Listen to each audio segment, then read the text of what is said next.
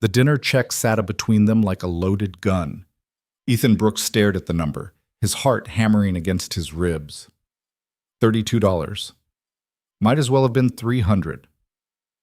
Across the table, Ava Sterling, the woman he'd tried so hard to impress, the woman who'd somehow looked past his calloused hands and faded jacket, reached for her purse without hesitation. No pity in her eyes, no condescension, just calm certainty that shattered every assumption he'd built about people like her. "I've got it," she said simply. And in that moment, Ethan realized he'd been testing her all along, waiting for her to fail, waiting for proof that kindness was just another performance. But she didn't fail. She didn't even flinch. Before we dive into how a broken single father and a woman from another world collided on the worst blind date ever conceived, hit that like button and drop a comment with your city. I want to see how far this story travels. Now let's start from the beginning. The shipping yard smelled like diesel and salt and broken promises. Ethan Brooks wiped grease from his hands onto jeans that had seen better years, squinting against the late afternoon sun that cut sharp angles across the cargo containers. His back ached, the kind of deep, persistent ache that comes from lifting things heavier than your body wants to handle, day after day, until you forget what it feels like to wake up without pain. "Brooks, you clocking out or you planning to live here?" Marcus Johnson stood by the time clock, grinning that easy grin that made everyone like him instantly. Marcus had that gift, the ability to make 12-hour shifts feel almost bearable through sheer force of personality. "Thinking about it," Ethan called back, peeling off his work gloves. "Rent's cheaper." "Yeah, but the neighbors suck." Marcus fell into step beside him as they headed toward the employee lot. "Speaking of sucking, you still doing that thing tonight?" Ethan groaned. "Don't." "The blind date thing." "I said don't." "With Rebecca's friend from, where was it, the art gallery?" "Marcus, I'm just saying, man, you agreed to this 3 weeks ago. You can't back out now." Ethan stopped walking, turning to face his friend with an expression that could have curdled milk. "I can absolutely back out. Watch me. I'll call Rebecca right now and break your daughter's heart?" Marcus raised an eyebrow. "Because Lily's been talking about nothing else for days. Daddy's going on a date. Daddy's going to meet someone nice. She drew you a picture, man, with hearts." The guilt hit like a gut punch. Ethan closed his eyes, tilting his head back toward the sky. "That's a low blow." "Truth usually is," Marcus clapped him on the shoulder. "Look, I know you're scared." "I'm not scared." "But terrified, actually." "Marcus, but you haven't gone out with anyone since Sarah left." "That was 4 years ago, Ethan. 4 years of being alone with a kid who deserves to see her dad happy for once." The mention of Sarah's name still stung, even after all this time. Not because Ethan missed her, that wound had long since scarred over, but because of how thoroughly she'd dismantled his ability to trust. She'd left on a Tuesday morning while Lily was at preschool, taking everything that mattered except the one thing that mattered most. No note, no explanation. Just gone. "I am happy," Ethan said quietly. "No, you're functional. There's a difference." Marcus softened his voice. "1 dinner, 2 hours max. Rebecca swears this woman is great, smart, kind, good with kids. What's the worst that could happen?" Ethan could think of about 17 different worst-case scenarios off the top of his head, but he kept them to himself. "Fine. But when this crashes and burns, I'm blaming you." "Fair enough. Now go pick up Lily before Mrs. Chen starts charging you overtime." Lily Brooks was 6 years old, gap-toothed, and possessed the kind of boundless optimism that should have been illegal in someone so small. When Ethan arrived at the after-school program, she launched herself at him with enough force to nearly knock him over. "Daddy! Daddy! Is tonight the night? Are you going on your date?" Mrs. Chen, the program director, smiled knowingly from her desk. "She's been asking every 5 minutes since lunch." "Traitor," Ethan muttered, but he was grinning despite himself. He scooped Lily into his arms, even though she was getting too big for it. "Yeah, kiddo, tonight's the night." "Are you going to marry her?" "Lily. Because if you marry her, will I get to be a flower girl? Can I wear a princess dress? Will there be cake?" Mrs. Chen laughed. "Good luck, Ethan." "Thanks. I'll need it." The walk to their apartment took 15 minutes, most of which Lily spent outlining her very specific requirements for a potential stepmother. Must like pizza, must not be allergic to dogs, even though they didn't have a dog, must know at least 3 different bedtime stories, and must think Lily was the best kid ever. "That's a pretty high bar," Ethan said as they climbed the stairs to their 3rd-floor unit. "You can do it, Daddy. I believe in you."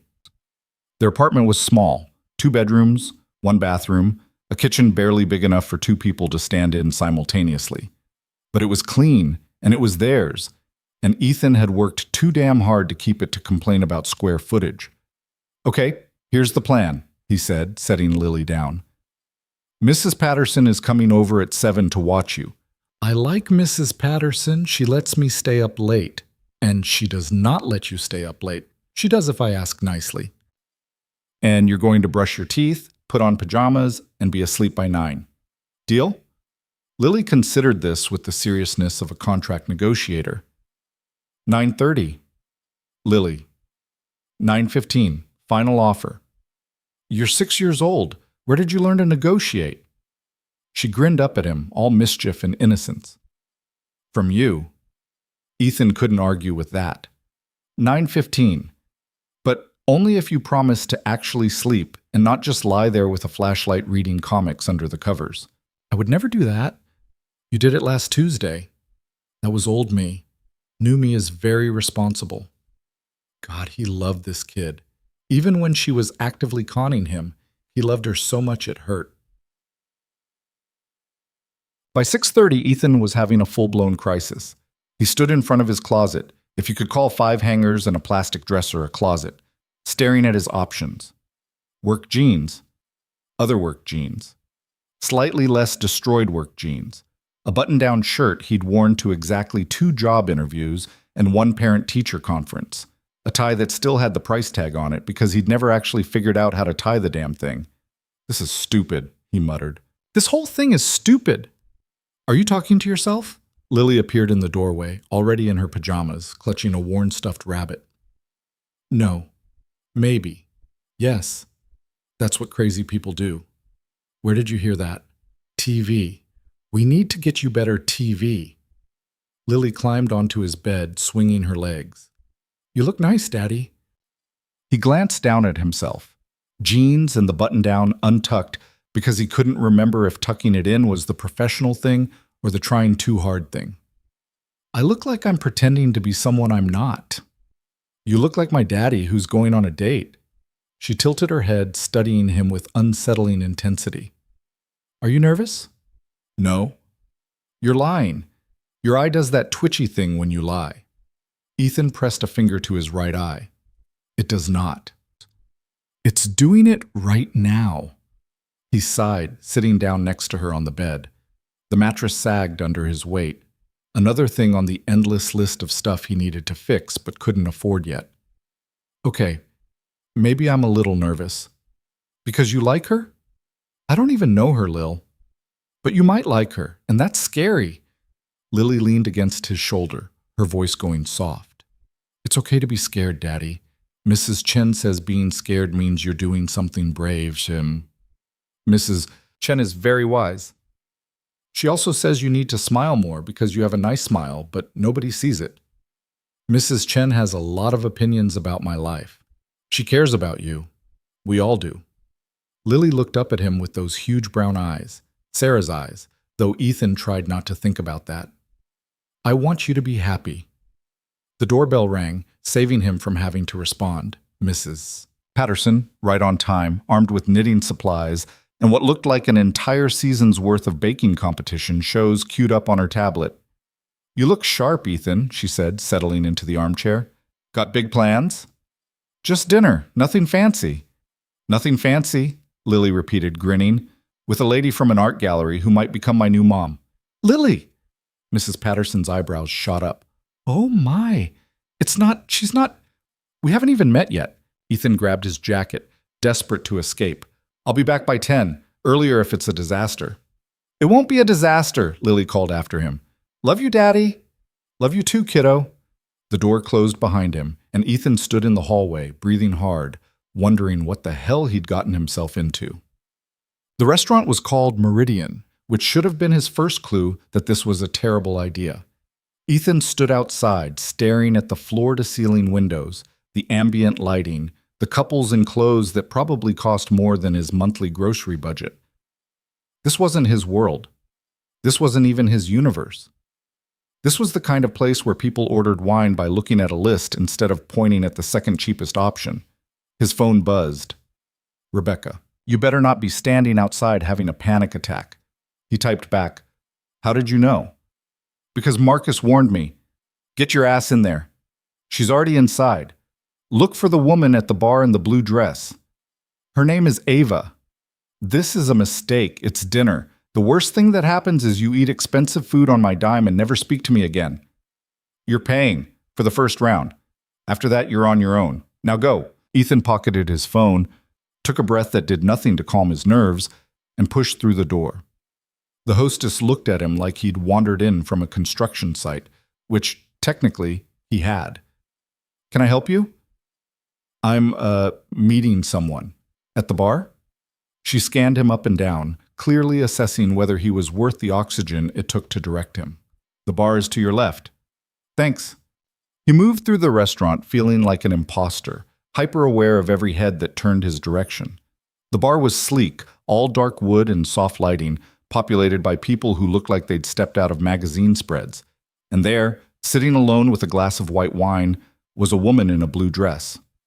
Ethan's first thought, she's out of my league. His second thought, she's so far out of my league we're not even playing the same sport. She was beautiful in a way that wasn't flashy or obvious, elegant, composed, with dark hair pulled back and a posture that spoke of confidence earned, not performed.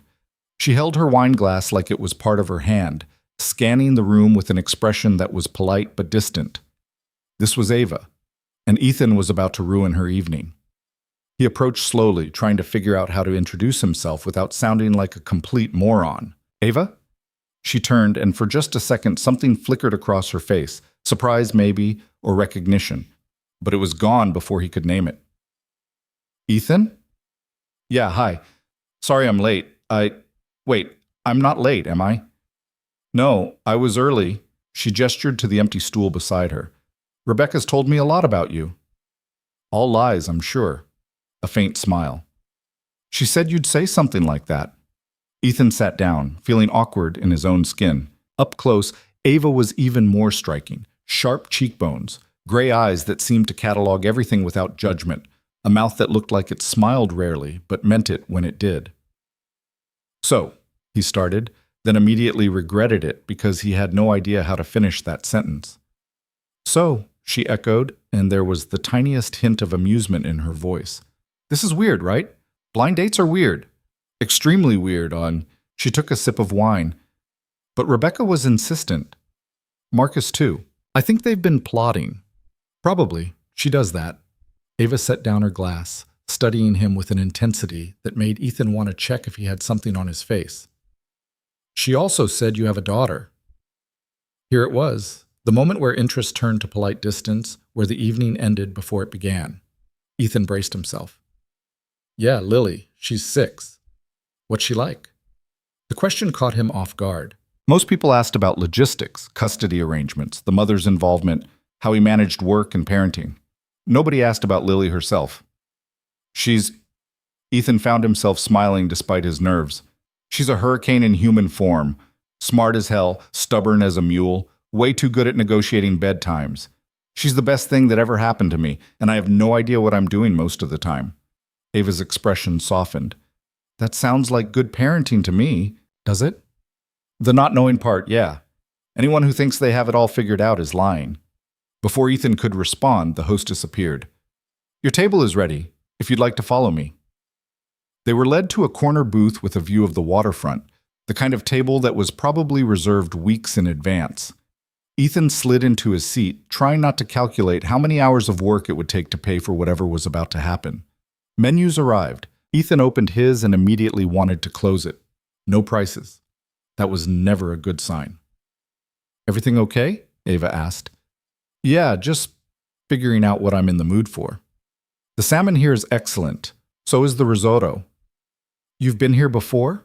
A few times. Work dinners mostly. What do you do? It was a safe question, the kind of thing you asked on dates to fill space. I run a nonprofit, educational programs for underprivileged children. Of course she did. Of course, this beautiful, elegant woman spent her days helping kids who couldn't help themselves. Ethan felt smaller by the second. That's really great. It's work, she said simply. What about you? I work at the shipping yard, loading, unloading, moving cargo around. Nothing glamorous. Sounds physical. That's one word for it. The server appeared and Ethan ordered the cheapest thing he could find that wasn't a side salad, while Ava requested the salmon without even looking at the menu. Wine for her, water for him. When they were alone again, Ava leaned forward slightly. Can I ask you something? Sure. Why did you agree to this? The blind date. Honesty felt dangerous, but lying felt worse. My daughter. She's been worried about me being alone, and my friend Marcus wouldn't shut up about it. You? Similar reasons. Rebecca thinks I work too much and don't have a life outside the office. Ava's mouth quirked. She's not wrong. So we're both here because our friends are meddling. Seems like it. That's either really sad or kind of sweet. Maybe both. The conversation drifted, carefully, politely, through safe topics. Favorite foods, books they'd read, places they'd never been, but wanted to visit. Ava was easy to talk to once Ethan stopped waiting for her to recoil, and she listened like his words actually mattered, which was a novelty. But then their food arrived, and Ethan made a mistake. He glanced toward the bar and saw a woman struggling with her purse, the strap caught on the stool. Without thinking, he stood up. I'll be right back. He crossed the restaurant quickly, reaching the woman just as her bag slipped free, content spilling across the floor. Lipstick, keys, a wallet, loose change scattering in every direction. Oh God, I'm sorry, she started. It's fine, don't worry. Ethan knelt down, gathering what he could reach. Happens to everyone. You're sweet, thank you. He handed her the items, accepted her grateful smile, and returned to the table where Ava was watching him with an unreadable expression. Friend of yours? She asked. Never seen her before. She just looked like she could use a hand. Something shifted in Ava's eyes, a warmth that hadn't been there before. That was kind. It was 30 seconds. Most people wouldn't have bothered. Ethan didn't know what to say to that, so he focused on his food instead. The chicken was good, better than good, actually, but every bite felt like another dollar he didn't have being added to a tab he wasn't sure how to handle. Can I ask you something else? Ava said after a moment. You're on a roll. Go for it. Why haven't you dated since your daughter was born? The question was too direct, too honest, and it cut straight through the polite veneer they'd been maintaining. Ethan set down his fork. How do you know I haven't? Rebecca mentioned it, and the way you looked when you walked in here, like you were expecting to get thrown out. Maybe I was. Why? He should have deflected, should have made a joke, changed the subject, steered them back to safer ground. But something about the way Ava asked, no judgment, just curiosity, made him answer truthfully. Because I'm tired. Because I work 12-hour shifts and come home to a kid who needs dinner and homework help and bedtime stories, and by the time she's asleep, I barely have enough energy to shower. Because the last person I trusted walked out without a word, and I've spent 4 years making sure Lily doesn't feel that abandonment while pretending I'm not still dealing with it myself. He paused, meeting her gaze. Because I'm not someone people like you usually give a second look. Ava didn't flinch. People like me. You know what I mean. Do I? Come on, look at you, look at this place, look at me. Ethan gestured to himself, to the restaurant, to the impossible distance between their worlds. You're educated, successful, put together. I'm a guy who smells like diesel and barely scraped through community college. This whole thing is what? Her voice was sharper now, a edge creeping in. A bad idea. For a long moment, Ava said nothing. Then she picked up her wine glass, took a deliberate sip, and set it down with more force than necessary. You don't know anything about me. I know enough. No, you don't. You've decided who I am based on where we're sitting and what I'm wearing, and you've written off any possibility that I might actually be interested in who you are instead of what you do or how much money you make. She leaned forward, and there was steel in her voice now. I grew up in foster care, Ethan. I put myself through college working 3 jobs, one of which was cleaning toilets in an office building at 2 in the morning. I know what tired feels like. I know what it's like to be invisible. Ethan felt like he'd been punched. You didn't ask. You assumed. She softened slightly. Look, I get it. You've been hurt. You're protective of your daughter and yourself. But don't project your fear onto me and call it reality. The server chose that moment to appear, asking if they needed anything else. Ava ordered coffee. Ethan asked for the check. I'm sorry, he said when they were alone again. You're right. I was being a jackass. You were being scared. There's a difference. Is there? Sometimes. Ava's coffee arrived, and she wrapped her hands around the cup like she was drawing warmth from it. For what it's worth, Rebecca wasn't wrong about you. You're interesting, and you love your daughter enough to show up to something that terrifies you. That counts for a lot. Even after I insulted you? You didn't insult me. You revealed something about yourself. She met his eyes. We all have armor. Yours just shows more obviously than most. Before Ethan could figure out how to respond to that, his phone buzzed. He glanced at it. Mrs. Patterson. Lily's fine, but she wanted me to remind you to have fun. Her words, not mine. He showed Ava the message. She smiled, a real one this time. She sounds wonderful. She is. Too wonderful. I don't deserve her. I doubt she'd agree with that assessment. The check arrived, black leather folder, no itemization visible. Ethan reached for it at the same time Ava did, their hands colliding. I've got it, she said. No, He stopped, looked at the folder, felt the familiar weight of pride and poverty pressing against his chest. Actually, could you cover it? Just this once. I'll get the next one. It was a test. He knew it was a test, even as the words left his mouth. He was waiting for her to hesitate, to question, to reveal that kindness had limits. Instead, Ava pulled out her card without missing a beat. Done. No pity, no condescension, just simple acceptance that he'd asked for help and she could provide it, and that, more than anything that had happened all night, terrified him. They walked out together into a night that smelled like ocean and exhaust. The parking lot was mostly empty now, streetlights casting long shadows across the pavement. Thank you, Ethan said. For dinner. For everything. You're welcome. Ava pulled her keys from her purse. Can I ask you one more thing? Sure. Would you want to do this again? Every instinct screamed at him to say no, to protect himself, to protect Lily, to retreat back into the safe, small world they'd built where disappointment couldn't reach them. But Lily's drawing flashed through his mind. 3 stick figures holding hands, hearts floating above their heads. Yeah, he heard himself say. I would. Ava smiled, and it transformed her face entirely. Good. Give me your phone. He handed it over, watched her type her number in, send herself a text. When she gave it back, their fingers brushed again. Call me when you're ready, she said. No pressure, no timeline. Okay?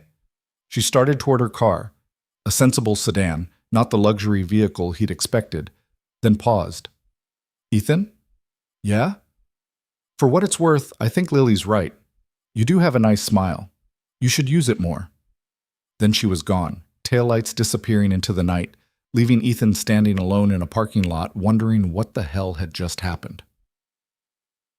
Mrs. Patterson was asleep in the armchair when he got home, her tablet playing the same baking show on loop.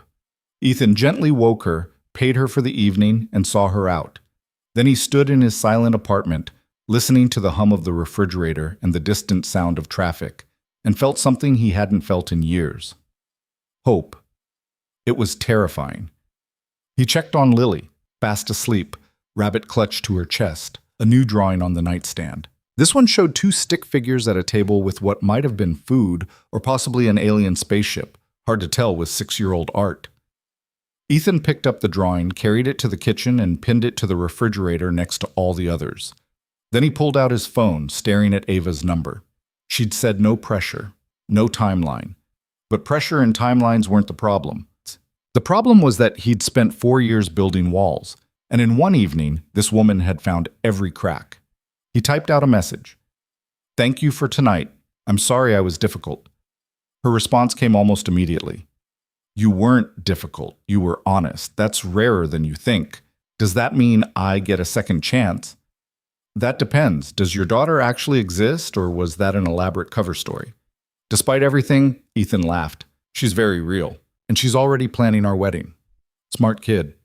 Too smart. It's concerning. Bring her next time. I'd like to meet her. Ethan stared at those words for a long time. Bringing Lily meant this was real. It meant letting someone into the small, protected space he'd built around the two of them. It meant risk.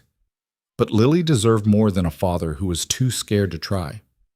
She'd like that, he typed. Fair warning, though. She asks a lot of questions. Good. So do I.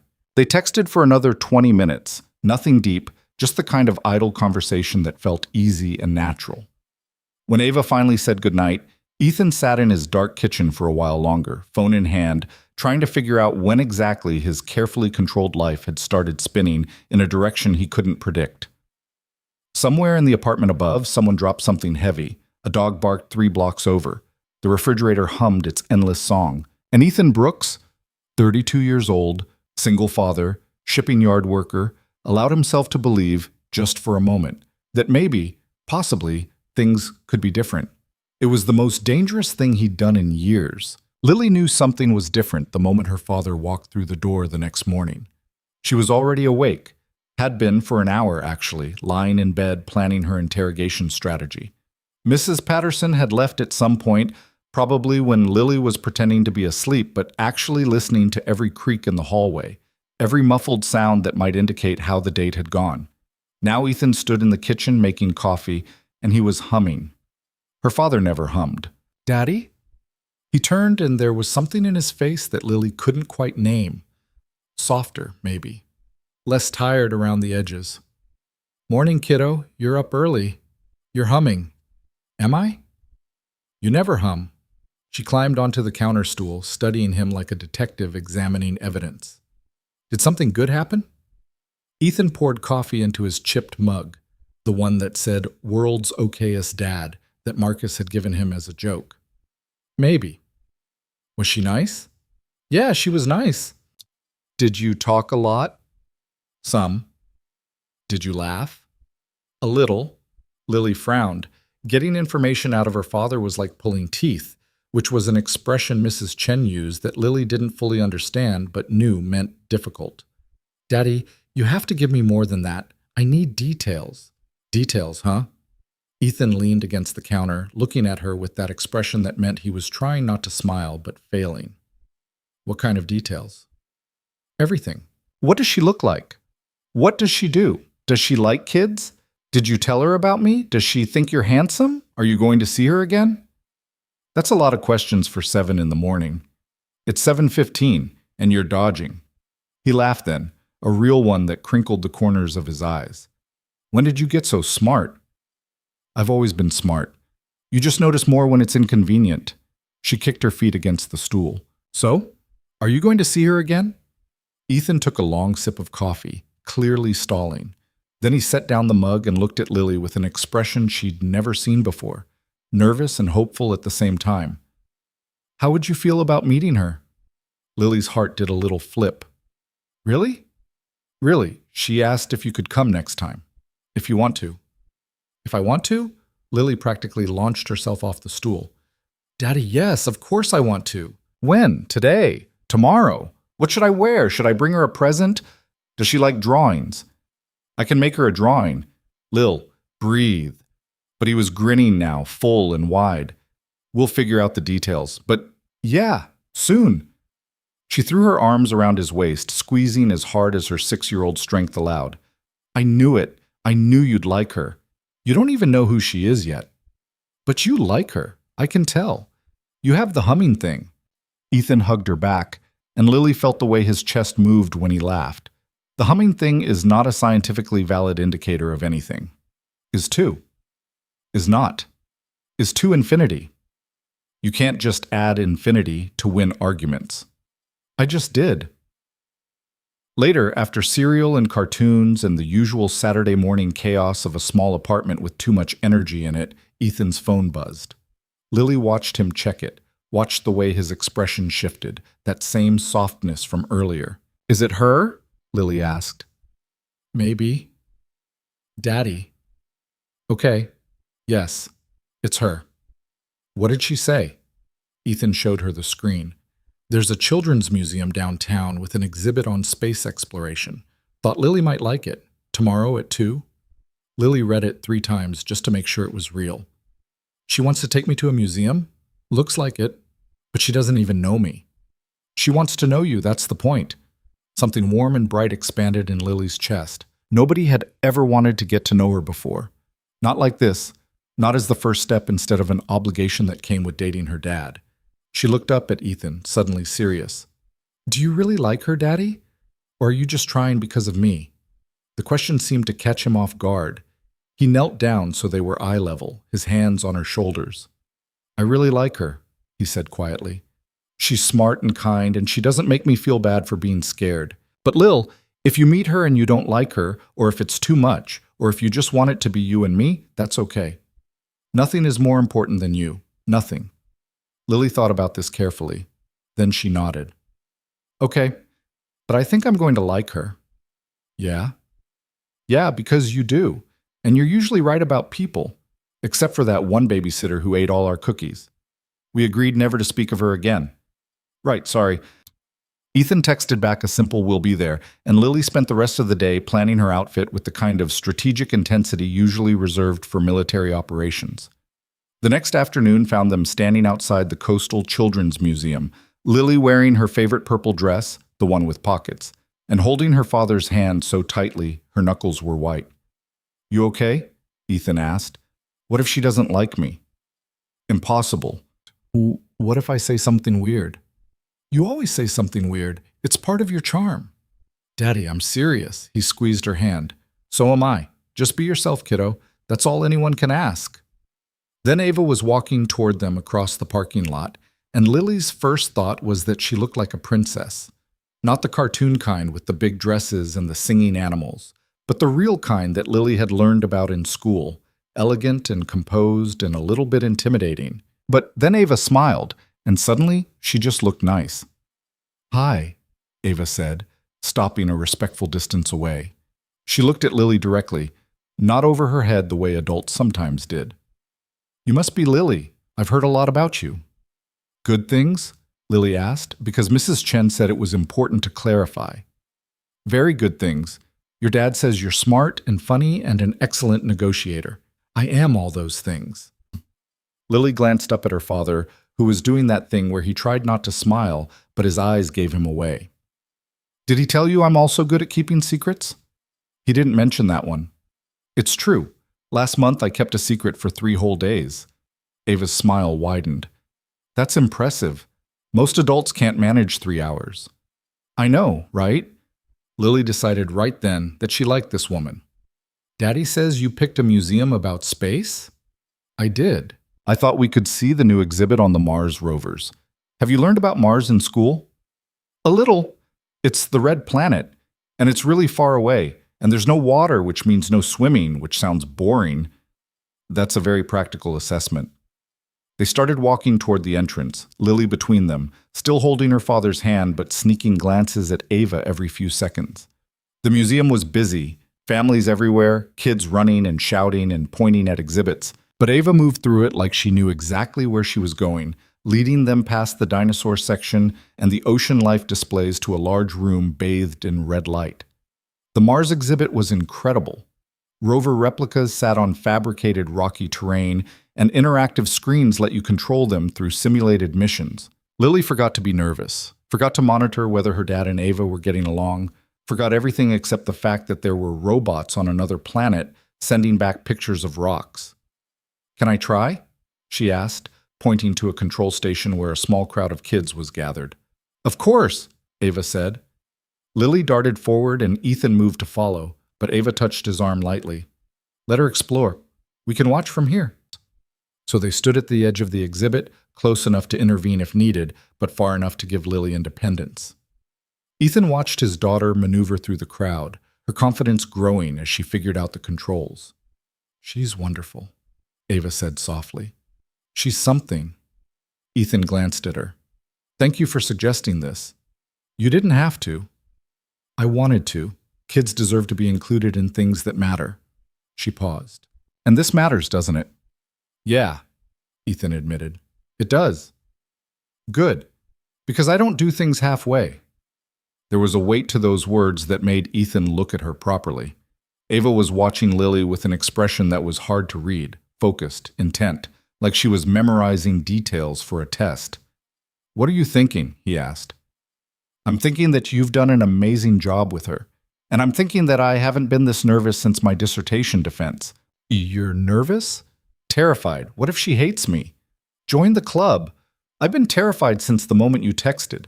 Ava laughed, and some of the tension broke. We're quite a pair, aren't we?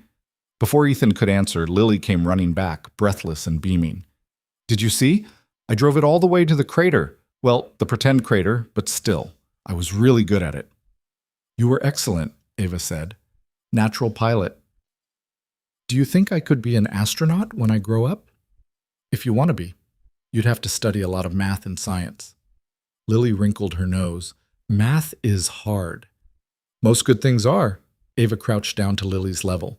But you know what's great about hard things? When you figure them out, you get to feel really proud of yourself. Is that what you do? Hard things? Sometimes. I work with kids who don't have as many opportunities as you do. We help them learn and grow and find what they're good at. Lily processed this with the seriousness she applied to all important information. Like charity? Sort of. Like trying to make things more fair. Fair is good. Mrs. Chen says the world isn't fair, but that doesn't mean we shouldn't try to make it better. Mrs. Chen sounds very wise. She is. She also gives me extra crackers at snack time, which makes her my favorite. They wandered through more exhibits, Lily asking a million questions, Ava answering each one with patience and detail, Ethan mostly watching and trying to figure out how his life had shifted so dramatically in less than 48 hours. At one point, Lily grabbed Ava's hand without thinking, tugging her toward a display about the International Space Station, and Ethan saw something flicker across Ava's face. Surprise and pleasure mixed together. Around 4, they stopped at the museum cafe. Lily ordered hot chocolate with extra marshmallows and launched into a detailed explanation of her theory about why dinosaurs were actually just really big chickens. That's not scientifically accurate, Ethan interjected. You don't know that for sure. I'm pretty sure, Lil. But you're not certain. Mrs. Chen says there's a difference between pretty sure and certain. Ava was trying very hard not to laugh. Your teacher sounds like a philosopher. She's a daycare director, but she reads a lot. Clearly. When Lily excused herself to use the bathroom, Ethan and Ava were left alone at the small table, the hum of the cafe around them. So, Ava said. Verdict? On what? This. Us. Including her. Ethan watched Lily disappear around the corner, escorted by a museum volunteer. I think she likes you more than she likes me. Impossible.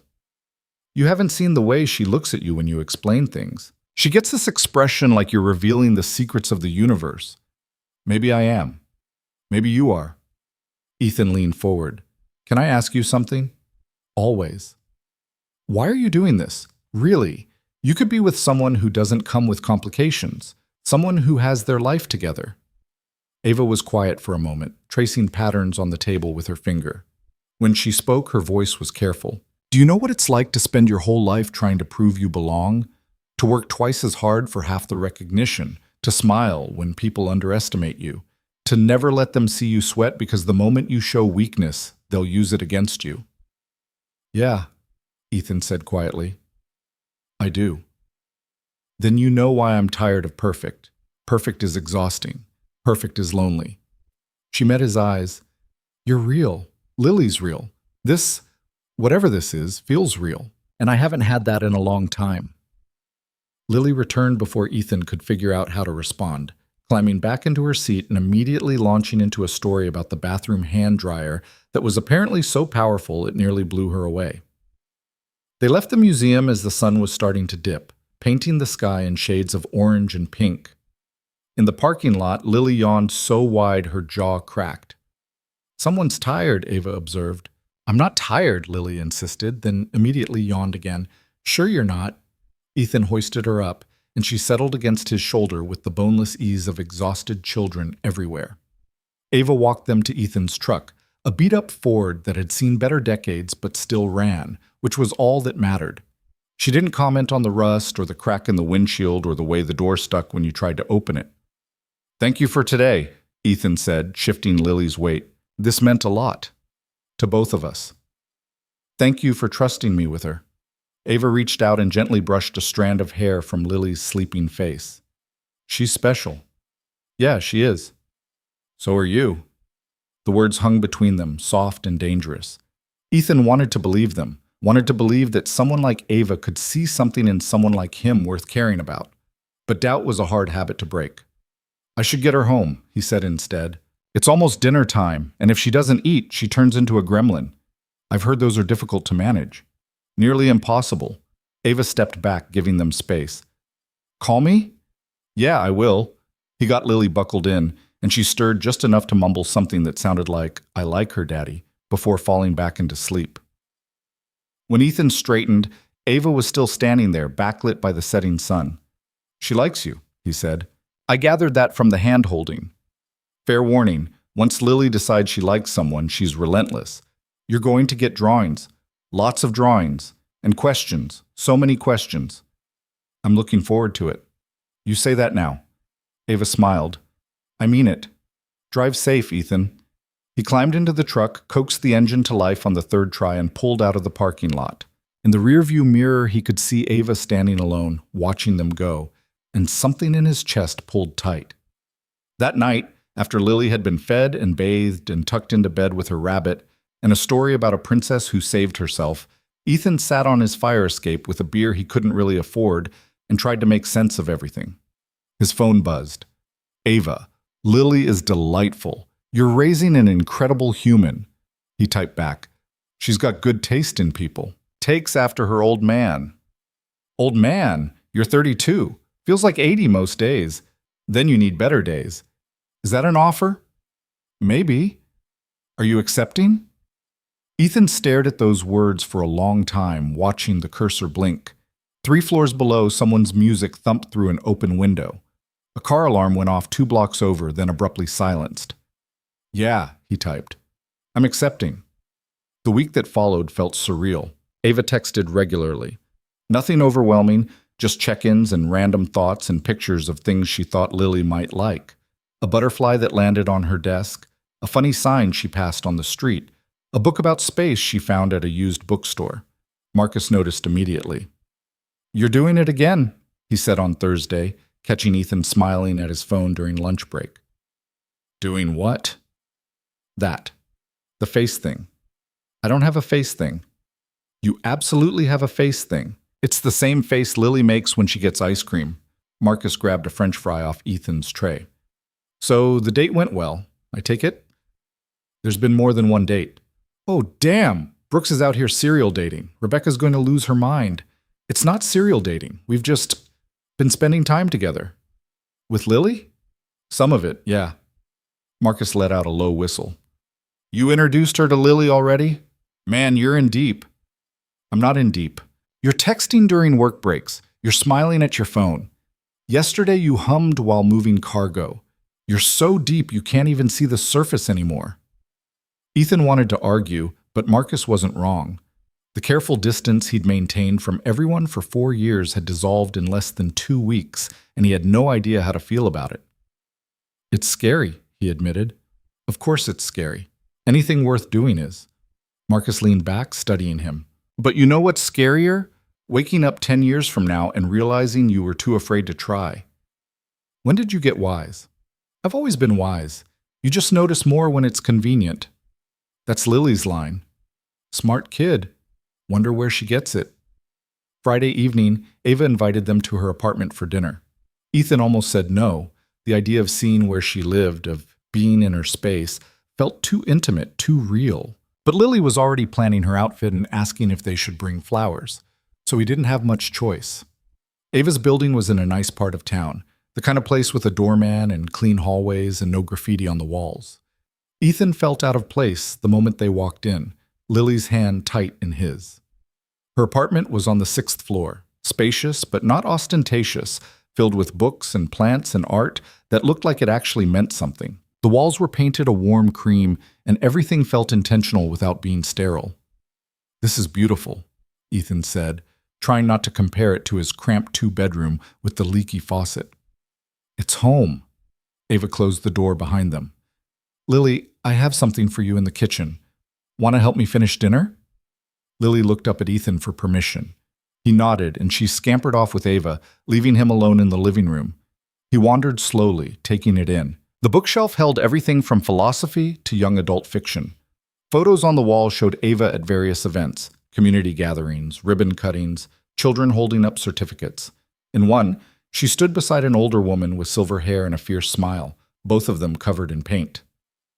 "That's Margaret," Ava said, returning with 2 glasses of wine. "She runs an after-school program in the East District, taught me everything I know about working with kids." "She looks formidable." "She is. Also the kindest person I've ever met." Ava handed him a glass. "Lily's making salad. Fair warning, she's very serious about cucumber distribution."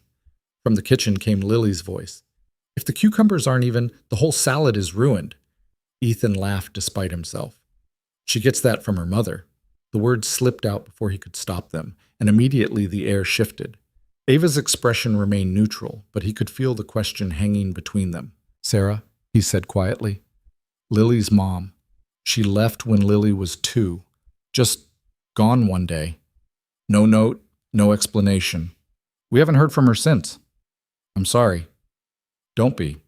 She made her choice. We made ours." He took a sip of wine, needing something to do with his hands. "But yeah, the perfectionism came from her, along with the brown eyes and the stubborn streak. The stubbornness might also be genetic from your side." "Probably. We're a stubborn family." Ava sat down on the couch, curling her legs under her. "Can I ask what happened? Or is that too personal?" Ethan considered deflecting, but honesty had gotten him this far. She wanted more. More money, more excitement, more freedom. A kid and a guy who worked loading docks wasn't part of that vision, so she left. He sat down beside her, careful to leave space between them. "The worst part wasn't that she left me. It was that she left Lily. What kind of person does that? Someone who wasn't ready, or capable, or both. That's generous. I've worked with enough families to know that parenting isn't natural for everyone. Some people just can't." Ava's voice was soft. "It doesn't make it hurt less. But it's not a reflection on you or Lily. It's on her. Lily asks about her sometimes. What I'm supposed to say? Your mom decided you weren't worth staying for? You tell her the truth in ways she can understand. That sometimes adults make choices that don't make sense. That it's not her fault. That she's loved." Ava paused. "Which, for the record, is very clear. That kid knows she's loved." "Yeah? Absolutely. It's in everything. The way she looks at you, the way she talks about you, the way she feels safe enough to be herself. You've done that. You." Something in Ethan's throat tightened. He'd spent 4 years wondering if he was enough, if he was doing it right, if Lily would grow up broken because of Sarah's absence and his inadequacy. Hearing someone say he'd done well, really well, cracked something open. "Thank you," he managed. "I'm just saying what's true." Before he could respond, Lily appeared in the doorway holding a large wooden bowl. "The salad is complete. It's a masterpiece. You may applaud now."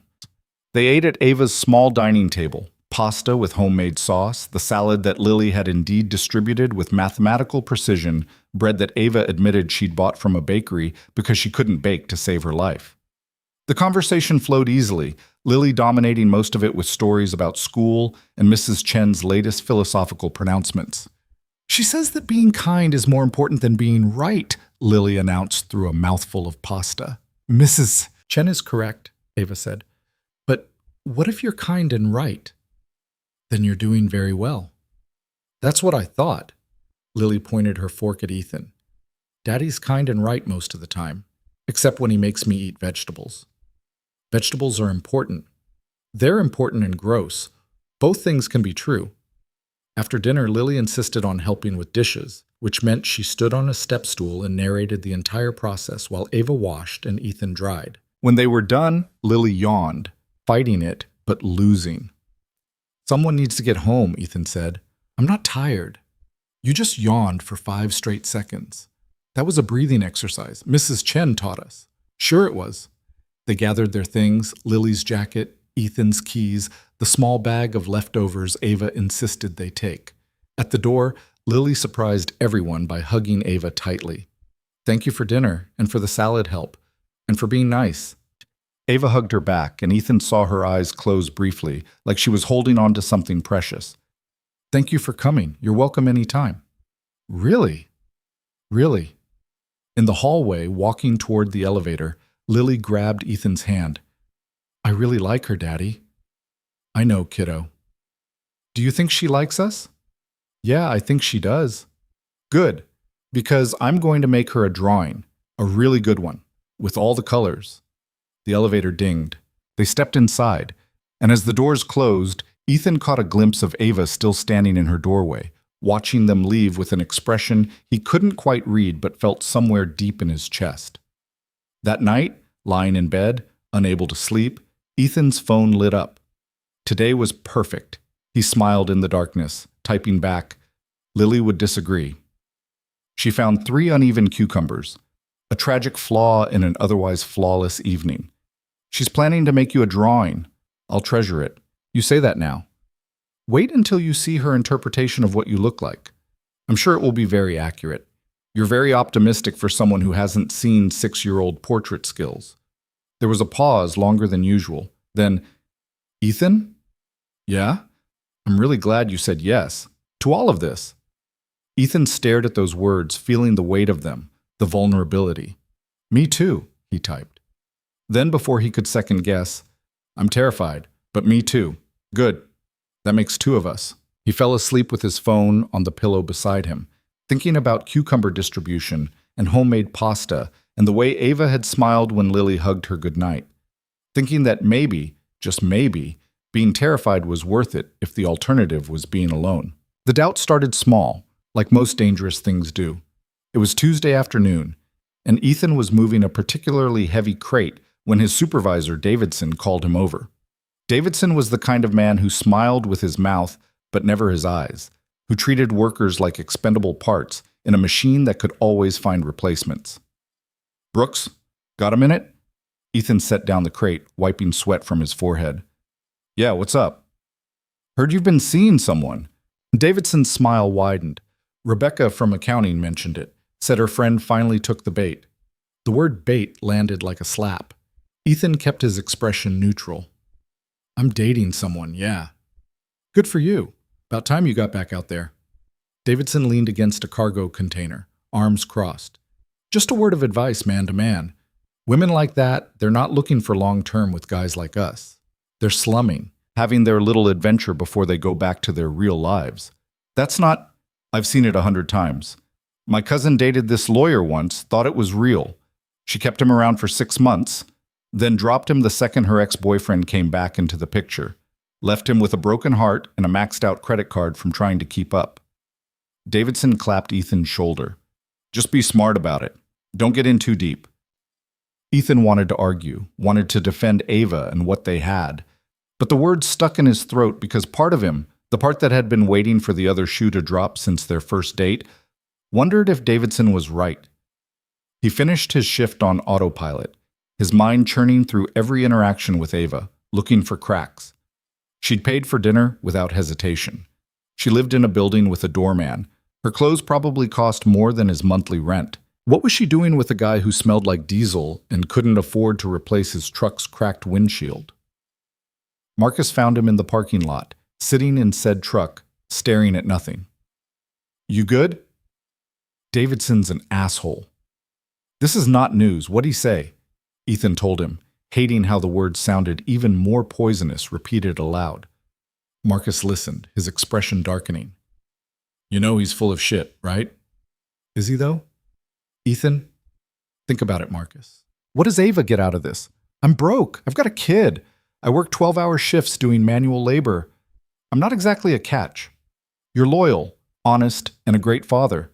Some women actually value that over a bank account. Or maybe she's going through a phase.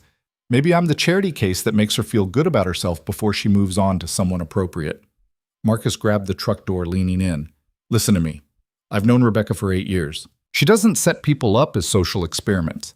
And from what she's told me about Ava, that woman doesn't do anything she doesn't mean, so either trust what you're seeing or sabotage it because you're too scared to believe it's real. Your call. He walked away before Ethan could respond, leaving him alone with thoughts that felt like poison seeping into everything good. That night, Lily noticed immediately. You're doing the frown thing, she said over dinner, mac and cheese from a box because Ethan couldn't muster the energy for anything more complicated. What frown thing? The one where your face looks like you're trying to solve a really hard math problem, but the numbers don't make sense. Despite everything, Ethan almost smiled. That's specific, huh?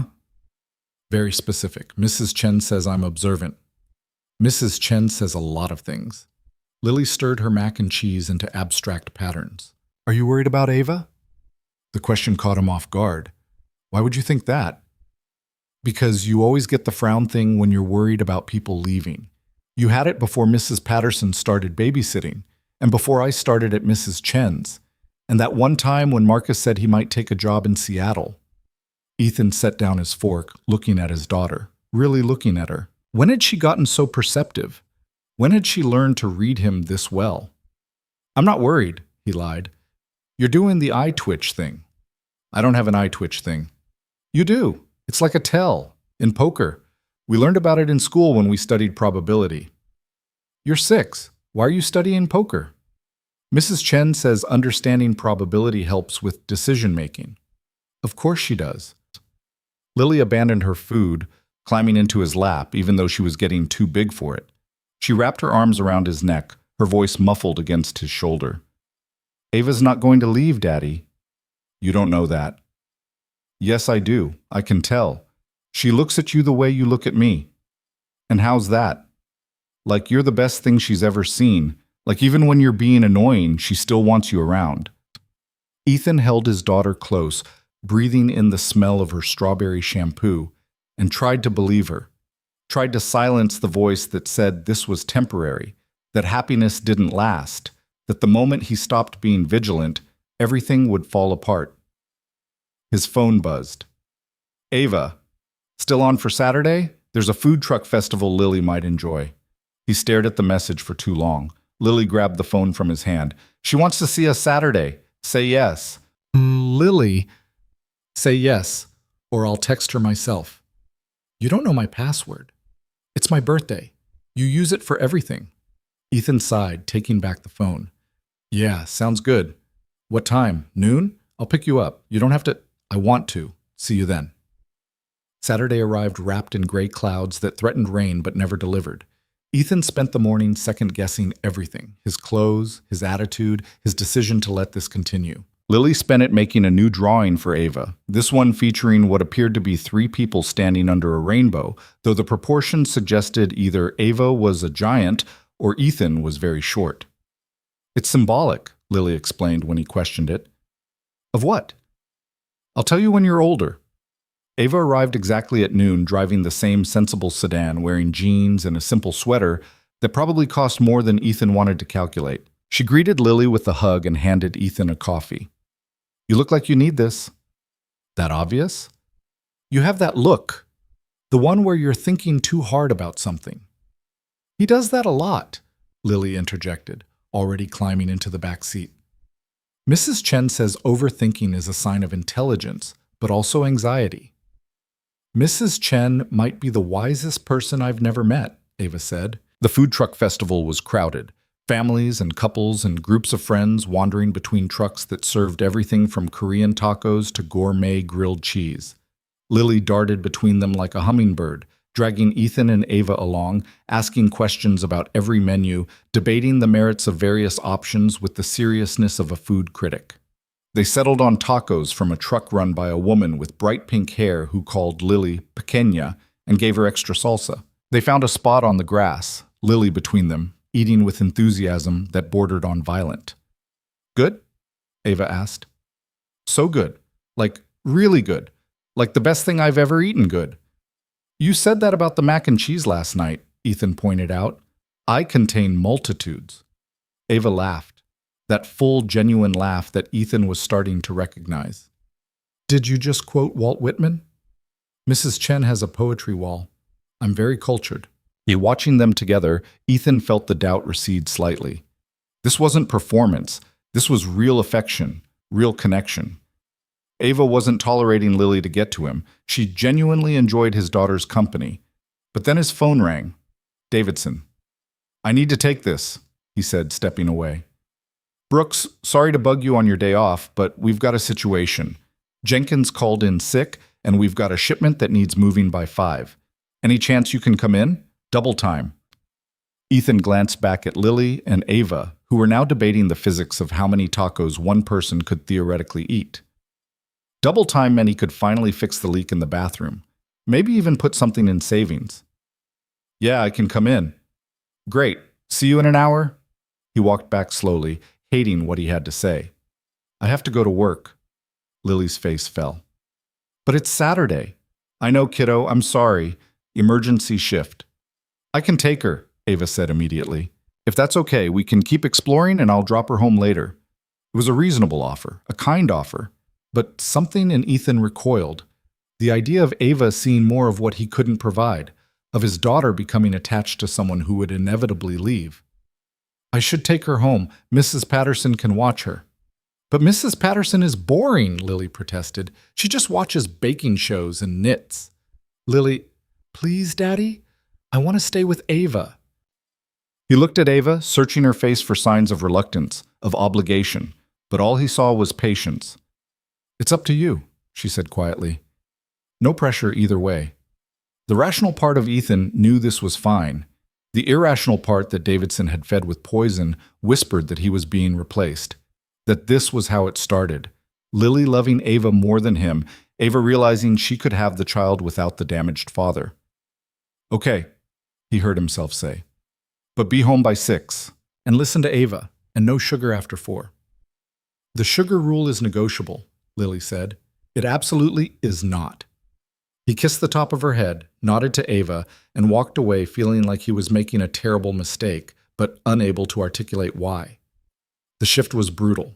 4 hours of moving cargo in humidity that made the air feel solid. Ethan worked mechanically, trying not to think about what Lily and Ava were doing, whether his daughter was having more fun without him, whether this was a preview of a future where he was gradually edged out of his own life.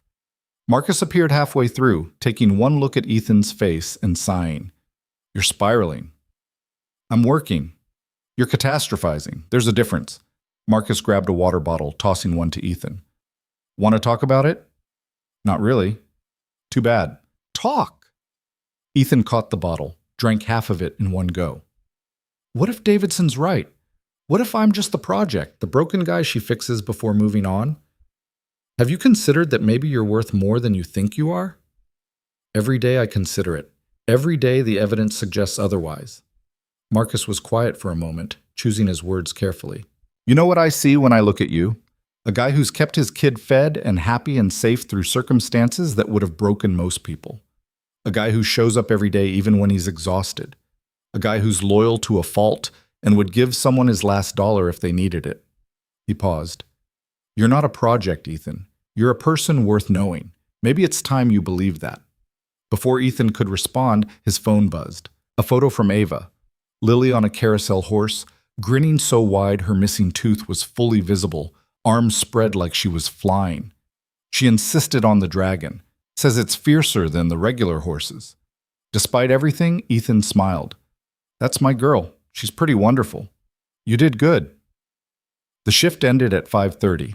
Ethan drove home through streets bathed in golden late afternoon light, his body aching, his mind still churning. When he walked into the apartment, he found Lily at the kitchen table with Ava, both of them covered in paint. We made art, Lily announced. Look!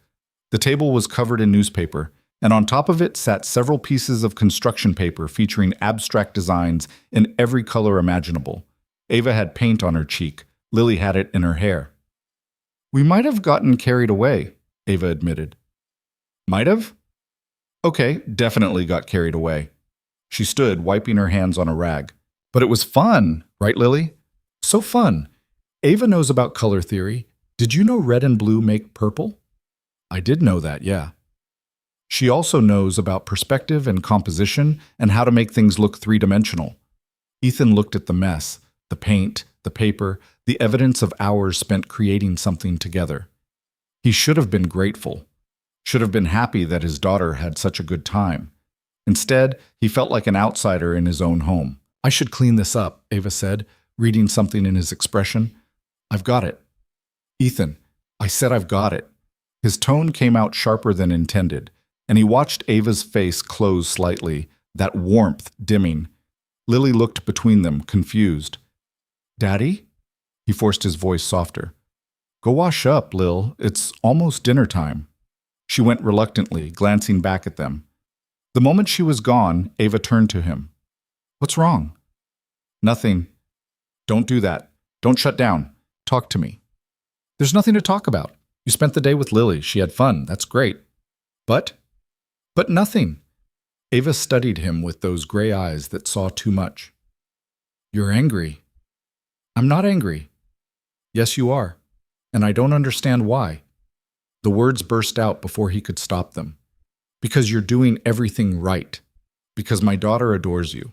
Because you fit into her life perfectly while I'm out working to keep a roof over our heads. Because eventually you're going to realize this isn't what you want, and you're going to leave, and she's going to be devastated, and I won't be able to fix it. The silence that followed was deafening. Ava's expression shifted through several emotions too quickly to track. Is that what you think? Her voice was very quiet. That I'm going to leave? Everyone does eventually. I'm not everyone. That's what they all say. Ava flinched like he'd struck her. Who's they all, Ethan? Your ex-wife? Because I'm not her. I'm here because I want to be, because I care about Lily and I care about you, and I'm trying to build something real. But if you're going to punish me for someone else's choices, then maybe you're right. Maybe this won't work. She grabbed her bag, her movements sharp with hurt and anger. Lily appeared in the doorway, her hands clean but her expression worried. Are you leaving? She asked Ava. Ava's face softened immediately. I have to go, sweetheart, but I had a wonderful time today. Thank you for being such a great artist. Will you come back? Ava glanced at Ethan, something painful in her eyes. I don't know.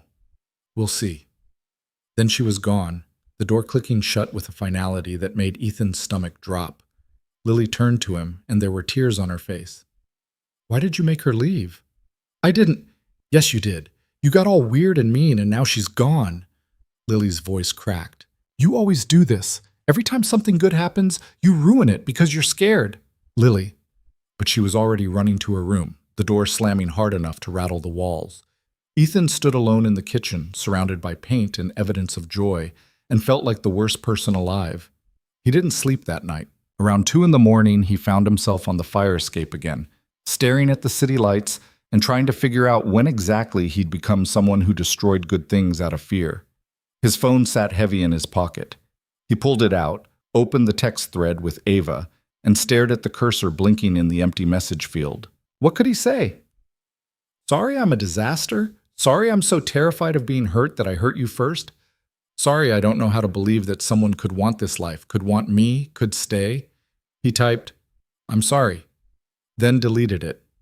Typed, you were right, I was being an asshole, deleted that too. Finally, he just wrote, can we talk? He hit send before he could overthink it, then immediately regretted it.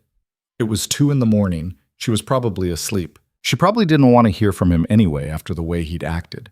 His phone buzzed immediately. Yes, just that. One word, but it felt like a lifeline. Tomorrow? After I drop Lily at school? Where? There's a coffee shop on Madison, corner of 5th, 8:30? I'll be there. Ethan sat with his phone for a long time after that, watching the sky gradually lighten from black to gray to the pale blue of early morning. Somewhere below, the city was waking up, garbage trucks rumbling, early commuters starting their days, the eternal rhythm of life continuing regardless of personal crisis. He thought about Lily's tear-stained face, about Ava's hurt expression, about Marcus saying he was worth more than he thought, about Mrs. Chen's wisdom filtered through a 6-year-old's interpretation. And he thought about the fact that he had approximately 6 hours to figure out what the hell he was going to say to make this right. Assuming right was even possible anymore. The coffee shop was quiet when Ethan arrived, deliberately early because showing up on time felt like admitting defeat. He ordered black coffee he didn't want and sat at a corner table where he could see the door. Ava walked in at exactly 8:30 because of course she did. She was nothing if not punctual. She ordered something that involved more words than Ethan knew coffee could require, then sat down across from him with her hands wrapped around the cup like armor. "Hi," she said. "Hi." Ethan's throat felt tight. "Thank you for coming." "I almost didn't. I wouldn't have blamed you." They sat in silence for a moment, the space between them filled with everything unsaid. Finally, Ava spoke. "I need you to understand something. I don't do casual. I don't date for fun or to pass time or because I'm bored with my life. When I commit to something, I mean it." She met his eyes. "I'm not your ex-wife. I'm not going to wake up one day and decide this is too hard, but I also can't be with someone who's waiting for me to leave. That's not a relationship. That's a hostage situation." "I know." "Do you? Because yesterday you looked at me like I was the enemy, like spending time with your daughter was some kind of threat." Ethan set down his coffee, forcing himself to hold her gaze. "I was scared." "Of what?" "Of you being better at it than me. Of Lily loving you more. Of getting used to having you around and then losing you." The words came faster now, 4 years of fear spilling out. "I've spent every day since Sarah left making sure Lily doesn't feel abandoned, making sure she knows she's loved, making sure I'm enough. And then you show up and you're everything I'm not. Educated, successful, comfortable in the world, and suddenly I'm terrified that you're going to realize you can do better, that I'm just a phase, a story you'll tell later about the time you dated a dock worker." Ava's expression shifted. "Is that really what you think of me?" "I don't know what to think." My supervisor said. "Your supervisor?" Her voice sharpened. "You're taking relationship advice from Davidson? The man who makes sexual harassment complaints a regular Tuesday? He said women like you don't stay with men like me." "Women like me." Ava set down her cup carefully, like she was restraining herself from throwing it. "What does that mean, exactly?" "You know what I mean?" "No, Ethan, I don't. Please, enlighten me. What kind of woman am I?" He couldn't answer. Couldn't articulate the class divisions he felt in his bones, the invisible barriers that said people like her didn't end up with people like him. Ava leaned forward, her voice low and intense. "I grew up in 7 different foster homes. I wore secondhand clothes and ate school lunch because it was the only guaranteed meal. I worked full-time while getting my degree because student loans wouldn't cover everything. I know what it's like to be invisible, to be dismissed, to have people assume you're less because of where you came from." She paused. "So when you tell me that women like me don't stay with men like you, you're telling me that everything I've overcome doesn't matter, that I'm defined by what I have now instead of where I came from, and that hurts more than you being scared." Ethan felt like he'd been punched. "I didn't know." "You didn't ask. You made assumptions based on what you saw. Nice apartment, decent car, professional job. You wrote a story about who I am without knowing anything about how I got here." "You're right. I'm sorry." "I don't want you to be sorry. I want you to trust me, to believe me when I say I'm here because I want to be, to stop looking for evidence that this is going to fail and start believing it might work." She reached across the table, her hand stopping just short of his. "I like you, Ethan. I like your daughter. I like the life you've built from nothing. I like your stubbornness and your loyalty and the way you love so fiercely it scares you. But I can't do this if you're going to sabotage it every time things get real." Ethan looked at her hand, so close to his but not touching. This was the moment, the choice. He could pull back, protect himself, keep the walls intact, or he could reach forward and risk everything. He covered her hand with his. "I'm terrified," he said quietly. "Every day, I'm terrified. Of failing Lily, of not being enough, of losing the few good things I have. And you're the best thing that's happened in years, and that makes you the scariest." "I'm scared too," Ava admitted, "of getting this wrong, of hurting Lily if it doesn't work, of caring too much too fast." She turned her hand over, threading her fingers through his. "But maybe we can be scared together. Maybe that's better than being safe and alone." "Maybe." They sat like that for a while, hands linked across the table, coffee getting cold, the morning rush building around them. Finally, Ava spoke again. I need you to do something for me. Anything. Stop listening to Davidson. Stop assuming the worst. And if you're worried or scared or doubting, talk to me. Not at me. With me. She squeezed his hand. Can you do that? I can try. That's all I'm asking. Try. Ethan nodded, feeling something loosen in his chest. Lily was really upset last night. She told me I ruin everything because I'm scared. She's not wrong. I know, she's terrifyingly perceptive. She gets that from you. Doubtful. I'm oblivious to most things. You noticed me that first night, even though you were convinced it wouldn't work. Ava smiled slightly. Maybe you're more perceptive than you think. They left the coffee shop together, walking to where their vehicles were parked on opposite sides of the street. At the crosswalk, Ava paused. I have a meeting in an hour, but tomorrow night, would you and Lily want to come over? I could make dinner or order it. I'm flexible on the cooking part. You don't have to. I want to, unless you're not ready. Ethan thought about Lily's tears, about her fierce defense of Ava, about the way she'd looked at the painting they'd made together like it was treasure. We'll be there. Good. Ava stepped closer, rising on her toes to kiss his cheek. 7 o'clock? 7's perfect. She started to walk away, then turned back.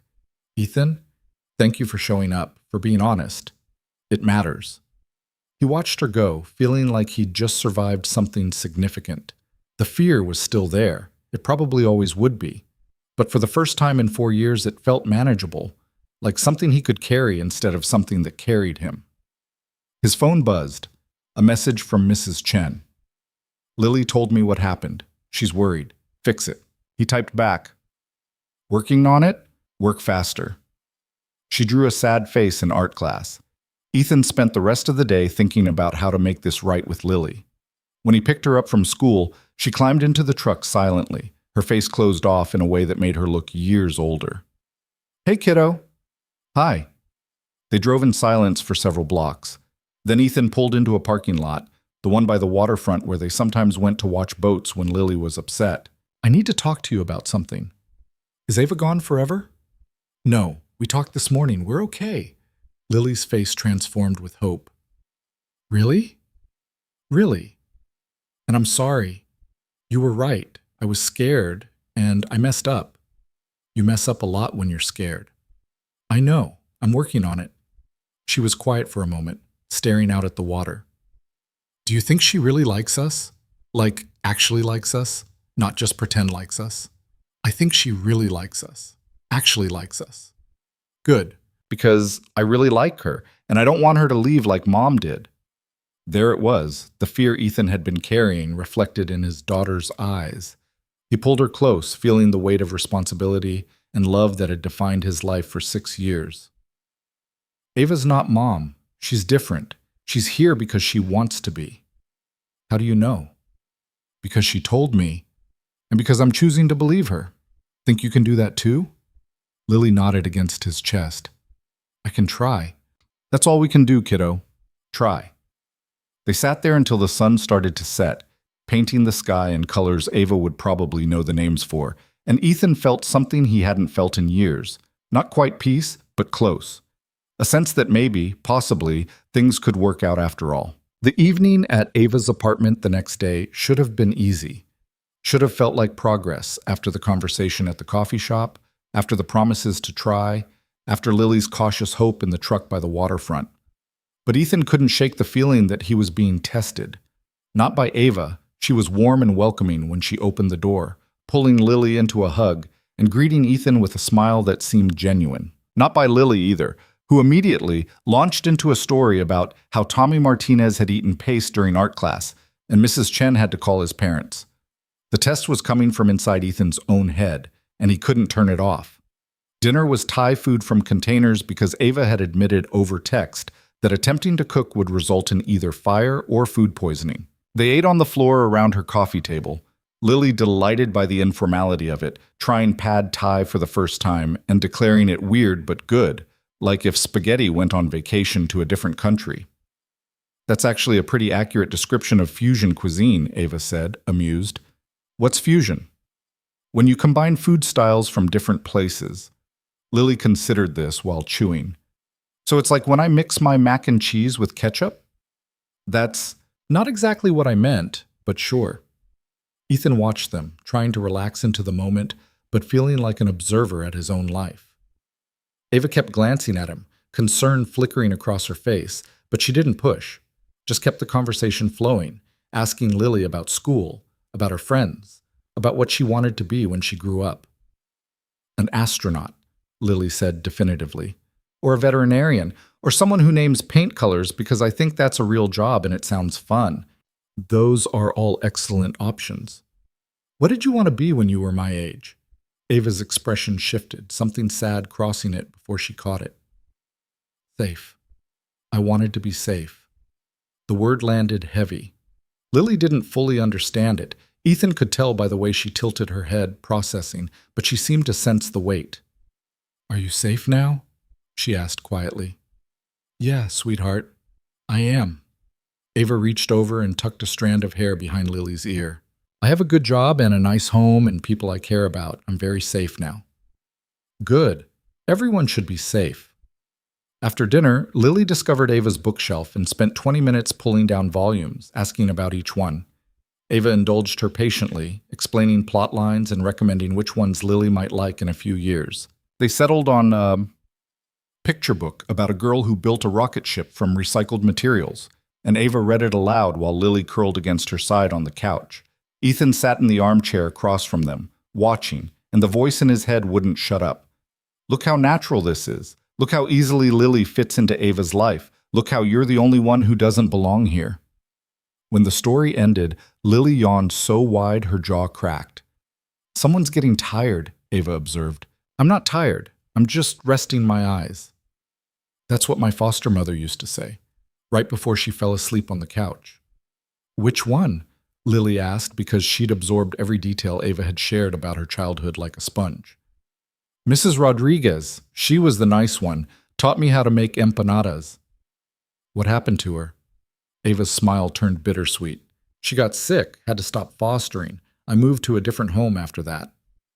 Did you miss her? Every day. Lily processed this with her usual seriousness. Do you still talk to her? No, she passed away a few years ago, but I think about her a lot. She's the reason I do what I do now, helping kids. Because she helped you? Because she showed me that one person caring can change everything. Ethan felt something crack in his chest. Here was this woman who'd been abandoned by the system, who'd lost the one person who'd shown her kindness, who'd built a life from nothing, and she was choosing to spend her time with a broke single father and his 6-year-old daughter.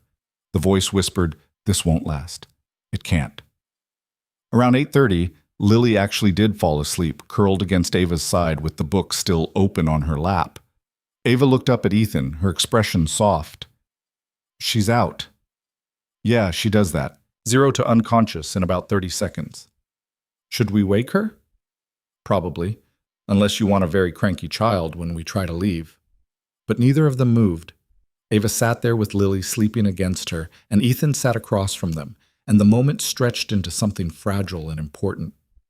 Can I ask you something? Ava said quietly. Sure. Where did you go? You've been here all evening, but you haven't really been here. Ethan wanted to lie, to deflect, to say everything was fine, but he'd promised to try, to talk with her, not at her. I'm watching you with Lily, and you're perfect, patient and kind and interested, and I'm wondering when the other shoe drops. There is no other shoe. There's always another shoe. Ava was silent for a long moment, absently running her fingers through Lily's hair. You know what I think? I think you're so convinced this is going to fail that you're looking for reasons to make it fail. Because if you destroy it first, it hurts less than being destroyed. That's not... He stopped. Okay, maybe that's a little bit accurate. Ethan, I need you to hear something. I'm not going to prove myself to you. I can't. Because no matter what I do, you'll find a way to doubt it until you decide to stop doubting. She met his eyes. At some point, you have to take a leap of faith. You have to choose to believe this is real. I can't do that for you. What if I choose wrong? What if I believe it and then then you'll hurt, and I'll hurt, and Lily will hurt. But at least we'll have tried. At least we'll have had something real instead of this half version where you're always holding back. Lily stirred, mumbling something that sounded like dinosaurs don't wear hats before settling again. The interruption gave Ethan time to process, to push past the fear that had been his constant companion for so long. I don't know how to do this, he admitted. The trusting thing, the letting people in thing, Sarah leaving, it broke something, and I don't know if I fixed it right or if I just patched it enough to function. Nobody fixes things perfectly. We all just patch and hope it holds. Ava shifted carefully so as not to wake Lily. I'm not asking for perfect. I'm asking for honest. I'm asking you to try. What if trying isn't enough? Then at least we'll know. But I think you're stronger than you believe, and I think Lily deserves to see her father happy instead of just surviving. The words stung because they were true. Lily had never known him as anything but careful, controlled, perpetually braced for disaster. What kind of example was that?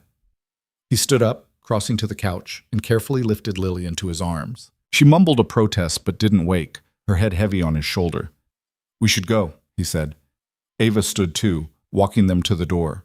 In the hallway, under the harsh fluorescent light, she looked tired in a way she hadn't before. Are we okay? She asked. Ethan wanted to say yes immediately, to smooth it over, to pretend. But honesty was what she'd asked for. I don't know, I want to be, I'm trying to be, but I'm scared. I know. She reached out, touching his arm briefly. Just don't let scared become the only thing you are. He carried Lily to the truck, got her buckled in, and drove home through streets that felt different than they had a few hours ago. Heavier, maybe? Or just more honest. That night, after putting Lily to bed and standing in the shower until the hot water ran out, Ethan found himself staring at his phone. No messages from Ava. No goodnight text. Nothing. The silence felt like confirmation of every fear he'd been nursing. But then around 11, his phone buzzed. I'm not giving up on this. On us. But I need you to meet me halfway. He stared at the message for a long time before typing back. I'm trying. I promise, I'm trying. I know. That's why I'm still here. 3 days passed in a strange limbo. Ethan went to work, picked up Lily, made dinner, helped with homework, did all the normal things that made up their life. Ava texted, nothing heavy, just small updates and pictures of things she thought Lily would like. A flower growing through a crack in the sidewalk, a dog wearing a sweater, a sunset that turned the sky purple. It felt like she was giving him space while also reminding him she was still there, still choosing to stay. On Thursday, Marcus cornered him during lunch break. Okay, what's going on? You've had the same face for 3 days. What face? The one where you're thinking so hard I'm worried your brain's going to explode. Ethan picked at his sandwich, turkey on wheat, same as every Thursday for the past 4 years. Ava said I need to choose to believe this is real, that she can't prove it to me. She's right. But how do you just choose that? How do you override everything that tells you it's going to end badly? Marcus leaned back, considering, you have a kid, right? Obviously. When Lily was born, were you terrified? Every second of every day. But you chose to love her anyway, even though you could lose her, even though she could get sick or hurt or grow up to hate you. You chose it. That's different. How? Because she's my daughter. I didn't have a choice. You had a choice. You could have walked away like her mother did, but you chose to stay. Chose to love her even though it's scary and hard and uncertain. Marcus paused. This is the same thing. You're just more practiced at being scared for Lily than you are at being scared for yourself. The words sat heavy in Ethan's chest for the rest of the shift. When he picked up Lily that afternoon, she was unusually quiet. You okay, kiddo? Mrs. Chen asked me today if I was worried about something. Are you? Yeah, about you and Ava. She stared out the window, her voice small. Are you going to mess it up again? The question was a gut punch. I'm trying not to, but you're still scared. Yeah, I'm still scared. Mrs. Chen says being brave doesn't mean not being scared. It means doing the thing even when you're scared. Mrs. Chen is very wise. I know, that's why I listen to her. Lily turned to look at him. You should be brave, Daddy. Because Ava's really nice and she makes you smile more, and I think she could make us happy. If you let her. Out of the mouths of 6-year-olds came truth that cut straight through every defense mechanism Ethan had built. That evening, he did something he hadn't done in years. He called Rebecca. Well, well, she answered. The hermit emerges from his cave. I need advice. About Ava. Marcus told me there was drama. Of course he did. He's worried about you. We both are. Her voice softened. Talk to me. So he did. He told her everything, the dinner, the doubt, Davidson's poison, the coffee shop conversation, Ava's request that he choose to believe. Rebecca listened without interrupting, which was unusual enough that Ethan knew she was taking this seriously. When he finished, she was quiet for a moment. Then, do you remember when I set you two up? What I told you about her? That she was smart and kind and good with kids. I also told you she doesn't do anything halfway. That when she commits, she means it. Rebecca paused. Ethan, I've known Ava for 6 years. I've watched her build her nonprofit from nothing. I've seen her fight for kids that everyone else gave up on. She doesn't quit. Not on work, not on people, not on things that matter. If she says she's in this, she's in this. But what if nothing? You can what if yourself into paralysis, or you can trust that someone who's proven herself over and over again means what she says. Her voice turned firmer. Here's the thing nobody tells you about relationships. At some point, you have to jump. You have to believe the other person will catch you even though you can't be certain.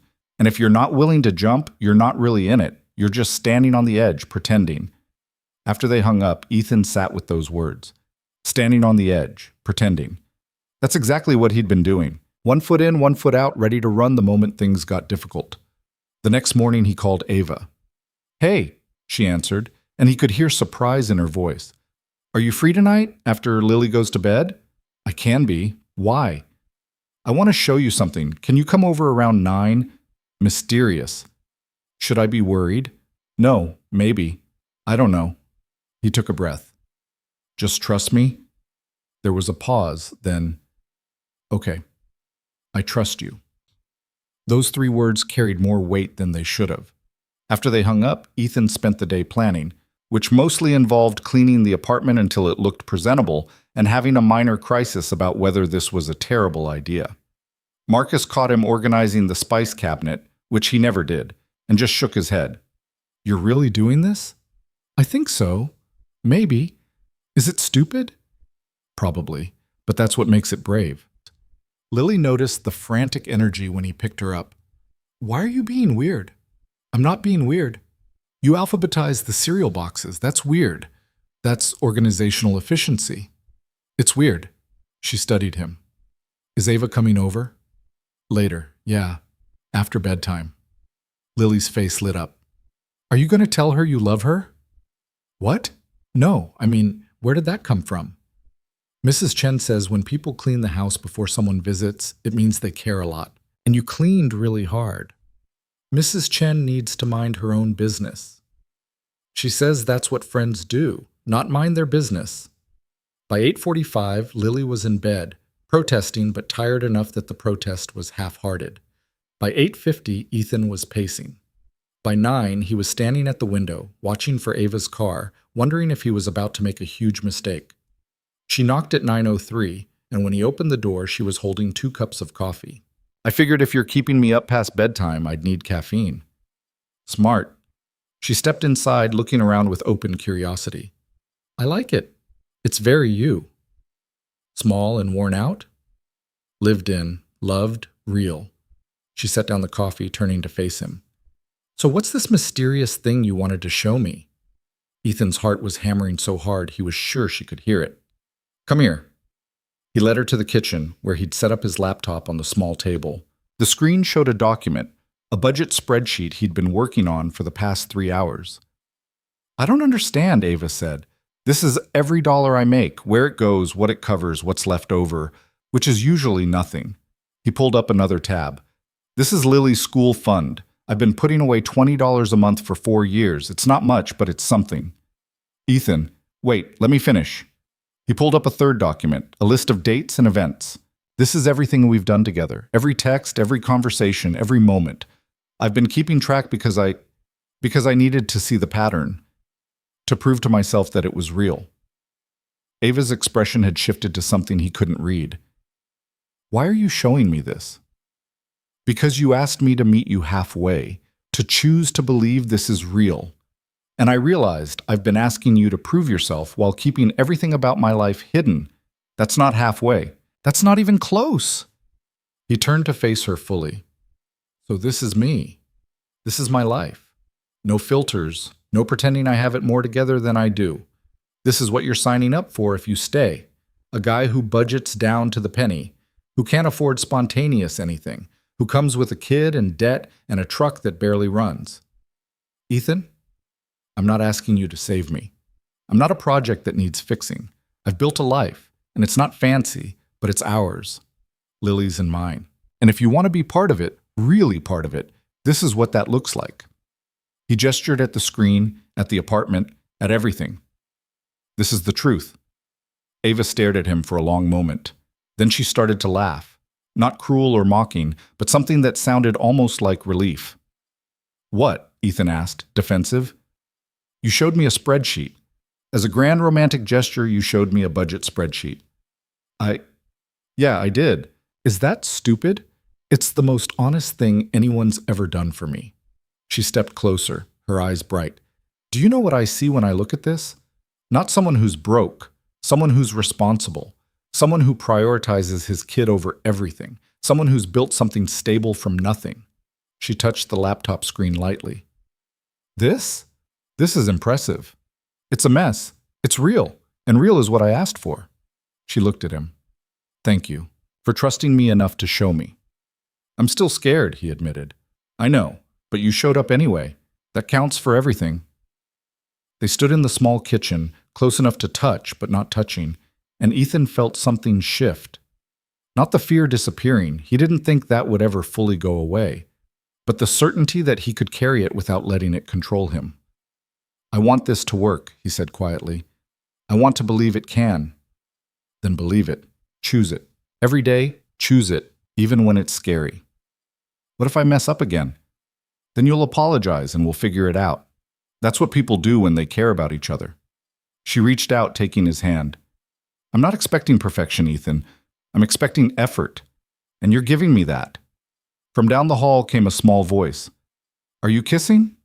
Mrs. Chen says when people talk quiet and close, they're probably going to kiss. Ava laughed, and Ethan felt his face heat up. Lily, you're supposed to be asleep. I was, but then I heard talking. Are you kissing or not?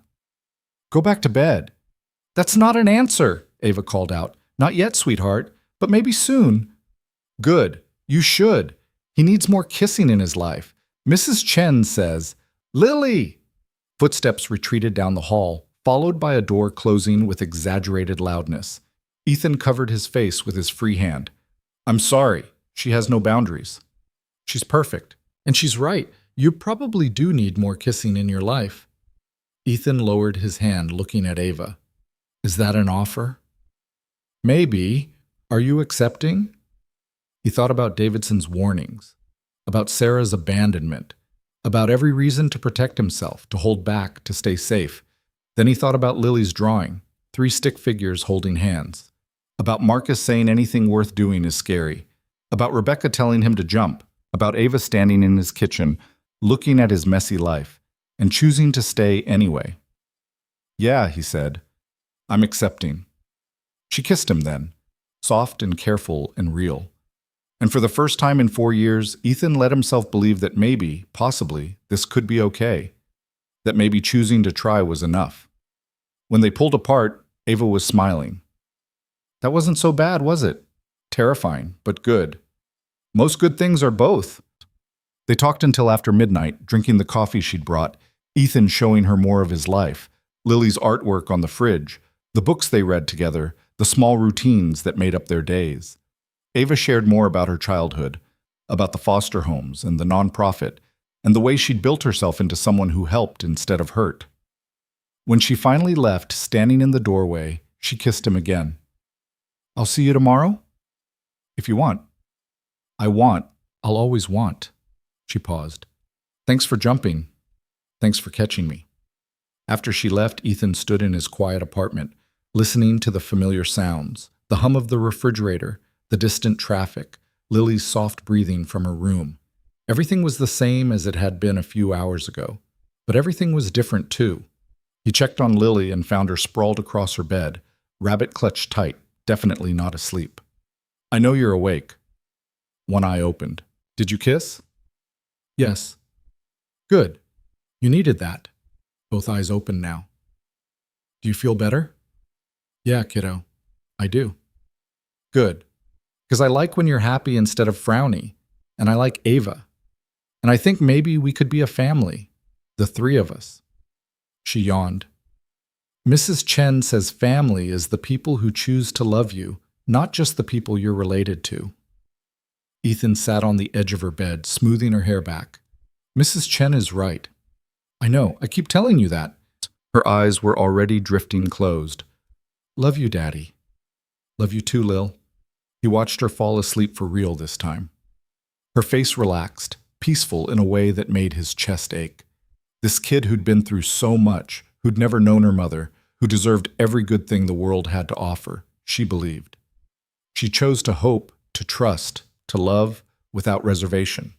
Maybe it was time he learned how to do the same.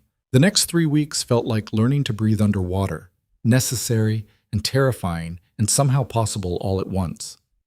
Ethan stopped waiting for disaster. Not completely. Old habits died hard, but enough that he could enjoy dinner without cataloging escape routes, could laugh at Lily's jokes without wondering when the punchline would turn cruel, could kiss Ava goodnight without immediately second-guessing whether he deserved it. It wasn't perfect. Nothing ever was. On a Tuesday, he snapped at Ava for buying Lily an expensive science kit, accusing her of trying to buy affection before realizing he was actually angry at himself for not being able to afford it. She'd gone quiet, then left without argument, and Ethan had spent 2 hours staring at his phone before finally calling to apologize. "I know you weren't trying to replace me," he'd said. I hate feeling like I can't give her everything. You give her the most important thing. You give her you." Ava's voice had been tired but patient. "And I wasn't trying to buy anything. I saw something she'd like and I got it. That's what people who care about kids do." "I know. I'm sorry." "I know you are. Just talk to me next time before you spiral, okay?" "Okay."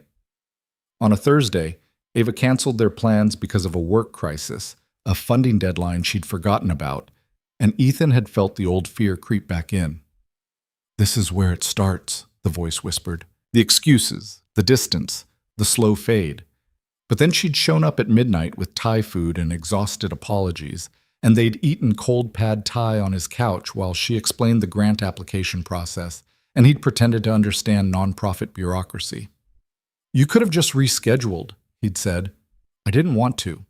I wanted to see you, even if it's late and I look like death." "You don't look like death. Liar, but I appreciate it. Small moments, small failures, small repairs. The unglamorous work of building something real." Lily, for her part, had decided that Ava was now a permanent fixture in their lives and acted accordingly. She assigned Ava a seat at their kitchen table, the one with the wobbly leg that Ethan kept meaning to fix.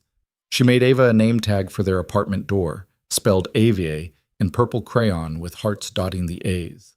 She started every story with Ava says, the way she used to start them with Mrs. Chen says, which meant Ava had officially achieved trusted adult status. Ava says that bees are essential to the ecosystem and we should plant flowers to help them, Lily announced one morning over cereal. "Ava's right," Ethan agreed. "So can we plant flowers?" "We live in an apartment. We don't have a yard." "Ava says we could use pots on the fire escape." "Of course she does." They ended up with 6 small pots of wildflowers crowding the fire escape, which Lily watered religiously and narrated to like they were her children. Ethan would come home to find her out there, chattering away about her day, while the flowers presumably listened. "You're raising a very strange child," Marcus observed one day, watching through the window as Lily held a full conversation with a marigold. "She gets it from her mother." "Which one?" The question stopped Ethan cold. He'd meant Sarah, the biological mother who'd left. But Marcus was right. Lily had 2 maternal influences now, and one of them was actually present. Both, I guess, he said quietly. Ava's good for her, good for both of you. Yeah, she is. But the real test came on a Saturday morning when Ethan's truck finally died. Not made concerning noises died. Not needs a minor repair died. Full engine won't start, mechanic shaking his head, gonna cost more than it's worth, died. Ethan stood in the garage listening to the diagnosis and felt the familiar panic rising. The truck was how he got to work, how he got Lily to school, how he existed in a city built for cars. And the repair cost, $3,000, maybe more, was money he absolutely did not have. I can give you a deal on a used sedan, the mechanic offered. Nothing fancy, but it runs. $2,500. $2,500. Ethan had $800 in savings, and that was supposed to be emergency only. This qualified, but it didn't solve the math problem. He thanked the mechanic, said he'd think about it, and walked the 3 miles home because he couldn't afford an Uber and his pride wouldn't let him call anyone for help. Lily was at Ava's apartment, a standing Saturday arrangement that had developed organically over the past few weeks. They were baking cookies, Ava had said, learning about measurements and fractions through chocolate chips. Ethan let himself into his empty apartment, sat on the couch, and put his head in his hands. This was it. This was the moment where everything fell apart, where he had to choose between asking for help, proving every fear he'd ever had about being a burden, or struggling alone and potentially losing his job because he couldn't get there. His phone rang. Ava. Hey, so Lily wants to know if she can stay for dinner. We're making pizza from scratch and she's very invested in the dough. Ethan tried to make his voice normal. Yeah, that's fine. Silence. Then, what's wrong? Nothing. I'm just tired. Ethan, it's nothing. Really. Let Lily make her pizza. I'm going to ask you one more time, and I need you to be honest with me. What's wrong? He closed his eyes. Honesty. That's what she'd asked for, what he'd promised. My truck died. The repair costs more than I have, and I don't know what I'm going to do. More silence. Then, I'm coming over. You don't have to. I'm coming over. Lily's fine here. She's elbow deep in flour and having the time of her life. We need to talk. She hung up before he could argue. 20 minutes later, she was knocking on his door, still wearing an apron dusted with white powder. Okay, she said, walking in. Talk to me. How bad is it? Bad. I need about $1,700 I don't have. What about savings? $800. That's it. That's everything. Ava sat down next to him, close enough that their shoulders touched. Can you get a loan? With my credit? Not likely. And even if I could, the interest would kill me. What about Marcus or Rebecca? I'm not asking my friends for money. Why not? That's what friends are for. Because I've already asked for enough. Because there's a limit to how much help someone can accept before they're just a charity case. The words came out bitter. Because I'm supposed to have my shit together, and I don't, and I'm tired of pretending I do. Ava was quiet for a moment. Then she said, I could lend you the money. No. Ethan, no, absolutely not. Why? Because we're not. He struggled to articulate the feeling. If I borrow money from you, then every time we have a disagreement, every time I'm frustrated or you're upset, it'll be there. The imbalance, the debt. I can't do that. It wouldn't be like that. You don't know that. Money changes things. It always does. Ava stood up, pacing his small living room. So what's your plan? Just struggle alone? Miss work? Lose your job? I don't have a plan. I'm figuring it out. By yourself, like always. What's that supposed to mean? She turned to face him, and there was frustration in her eyes. It means you're so determined to do everything alone that you won't accept help even when you desperately need it. That's not strength, Ethan. That's stubbornness. And it's going to hurt you and Lily both. Don't bring Lily into this. She's already in it. You think she doesn't notice when you're stressed? When you're barely sleeping because you're worried about money? When you skip meals so she can have seconds? Ava's voice cracked slightly. I see you, Ethan. I see how hard you're working, how much you're carrying, and I'm offering to help carry some of it. Why is that so impossible for you to accept? Because I don't want to owe you. You wouldn't owe me. It would be a gift. That's worse. Then I'm just the broke guy you have to rescue. They stared at each other, breathing hard, the argument hanging between them like smoke. Finally, Ava spoke, her voice quieter. Is that really what you think? That this is about rescuing you? Isn't it? No, it's about being partners. It's about building something together where we support each other, where your problems are my problems and mine are yours. She sat back down, but there was distance now that hadn't been there before.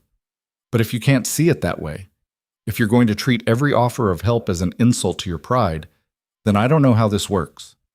The words hit like ice water. What does that mean? It means I can't be with someone who won't let me in. Not halfway, not conditionally, but actually in.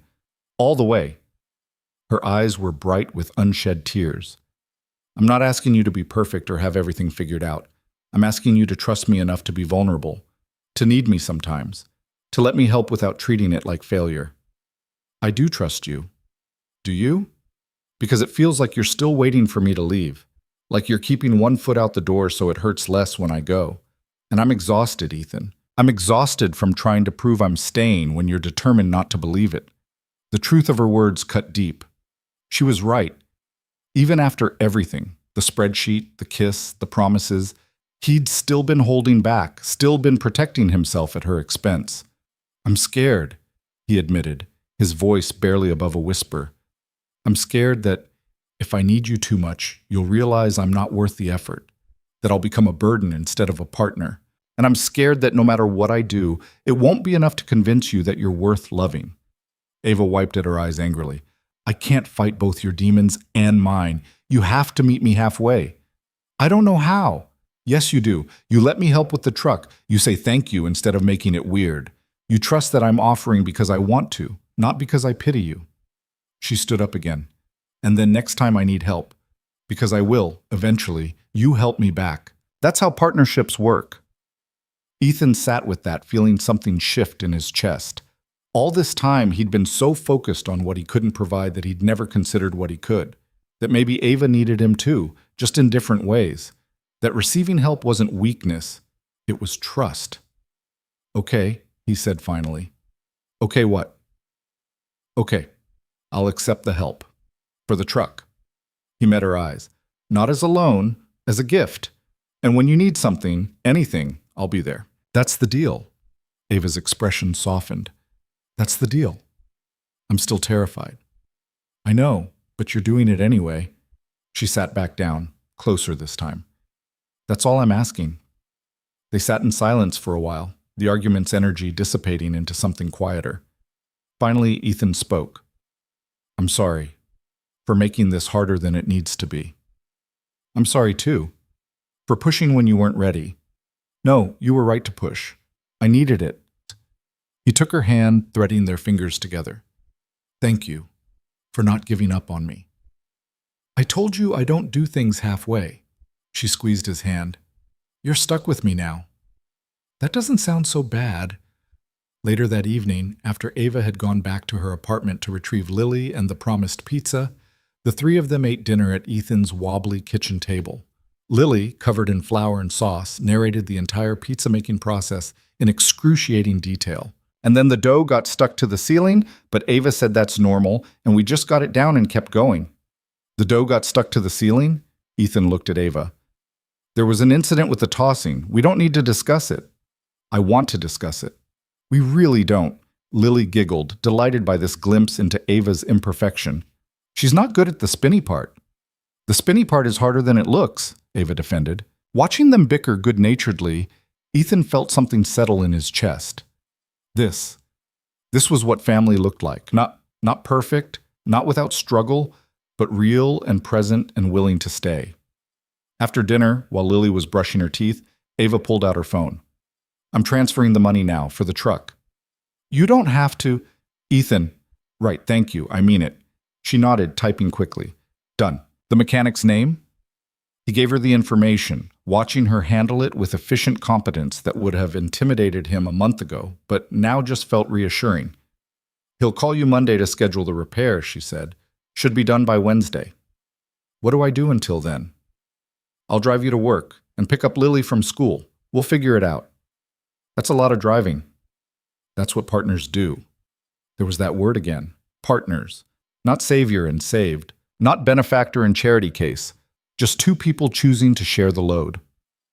Lily emerged from the bathroom, still damp from face washing, and immediately climbed onto Ava's lap like it was the most natural thing in the world. Can Ava do bedtime story tonight? Ethan felt a flash of something, not quite jealousy, but close. The fear that he was being replaced, that Lily preferred Ava, that he was losing his daughter to someone better. But then Lily looked at him with those huge brown eyes and said, "You can both do it, one on each side, like a parent sandwich." A parent sandwich. The casual way she'd said parent, plural, not specifying who or what qualified. Just the people who showed up, who cared, who chose to stay. "Yeah," Ethan managed. "We can do that." They crowded onto Lily's small bed, Ethan on one side, Ava on the other, Lily in the middle, clutching her rabbit. The book was about a bear who learned to be brave, which felt a little too on the nose, but nobody commented. Halfway through, Lily interrupted. "Are you guys going to get married?" Ethan choked on air. Ava went very still. We haven't, it's too soon to," Ethan stammered. "Mrs. Chen says when people love each other and want to be a family, they get married. Do you love each other?" There it was. The question neither of them had voiced yet, laid bare by a 6-year-old with no filter. Ava spoke first, her voice careful. "I care about your dad very much, and I care about you very much. But do you love us?" "Yes," Ava said simply. "I do." Lily turned to Ethan expectantly. "Daddy?" His heart was hammering. This wasn't how he'd planned to say it, if he'd planned to say it at all. But Lily was watching him, and Ava was watching him, and the truth was simpler than the fear. "Yeah, kiddo, I love her too." Lily beamed like she'd won the lottery. "Good. Then you should get married, but not yet. I need to plan the wedding, and that takes time. Mrs. Chen says event planning is very important." "Mrs. Chen has opinions about everything," Ethan muttered, but he was smiling. "She's wise. I keep telling you." They finished the book, Lily fighting sleep the whole way, until finally her eyes drifted shut mid-sentence. Ethan and Ava extracted themselves carefully, leaving her curled around her rabbit, peaceful in a way that made Ethan's chest ache. In the living room, they stood close together, the weight of what had just happened settling over them. "So," Ava said, "that was unexpected. Which part? The marriage question or the love confession?" "Both." "Yeah." Ethan ran a hand through his hair. "For what it's worth, I meant it. The loving you part." "I meant it too." She stepped closer. "And the marriage part, I know it's too soon, but someday, maybe, Ethan agreed, "when we're ready." When Lily's planned the perfect wedding. "She's going to be insufferable about this, you know." "Oh, absolutely. We've created a monster." They kissed then, soft and slow and full of promise. When they pulled apart, Ava rested her forehead against his. "Thank you for letting me in. Thank you for staying." The following Monday, Ethan's supervisor pulled him aside at work. "Brooks, we need to talk." Ethan's stomach dropped. This was it. The other shoe finally dropping. Someone had complained about his work, or he'd made a mistake, or the universe was course-correcting after too many good weeks. But Davidson just handed him a folder. "What's this?" "Performance review. Upper management's been watching you. You're consistent, reliable, show up even when you're clearly exhausted. They want to move you to a supervisor track. More money, better hours, benefits that don't suck." Ethan stared at the folder like it might explode. "Is this a joke? Do I look like I joke? Read it over, sign if you're interested. We'd start training next month." After Davidson left, Ethan opened the folder with shaking hands. The salary listed was almost double what he made now. The hours were 8-hour shifts instead of 12. Health insurance that covered dental, vision, mental health services. He called Ava during his lunch break, still not quite believing it. "That's amazing," she said, genuine delight in her voice. "See? Good things do happen." "I don't know if I can do it. The supervisor thing, managing people." "Why not?" "Because I barely manage myself. You raise a 6-year-old alone while working full-time and keeping her happy and healthy and loved. If that's not management skills, I don't know what is." He hadn't thought of it that way. You really think I can do this? I know you can, and I'll help however you need. That night, he told Lily about the promotion over dinner. Spaghetti, because it was Monday and Mondays were spaghetti nights, a routine they'd followed since she was 3. Does this mean we're rich? She asked. No, but it means we're a little less broke. Can we get a dog? Absolutely not. Can we get a hamster? Still no. You're no fun. I'm very fun. I'm just also practical. Lily twirled spaghetti around her fork with serious concentration. Does this mean you'll be home more? Yeah, kiddo, I will. Good. I like when you're home. She paused. Can Ava come over more too? She already comes over pretty much every day.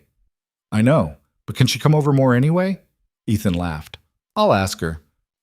2 weeks later, the truck was fixed, the promotion was official, and Ethan found himself standing in Ava's apartment helping her pack for a work trip, a conference in Chicago, 3 days, the first time they'd be apart for more than 24 hours since this whole thing started.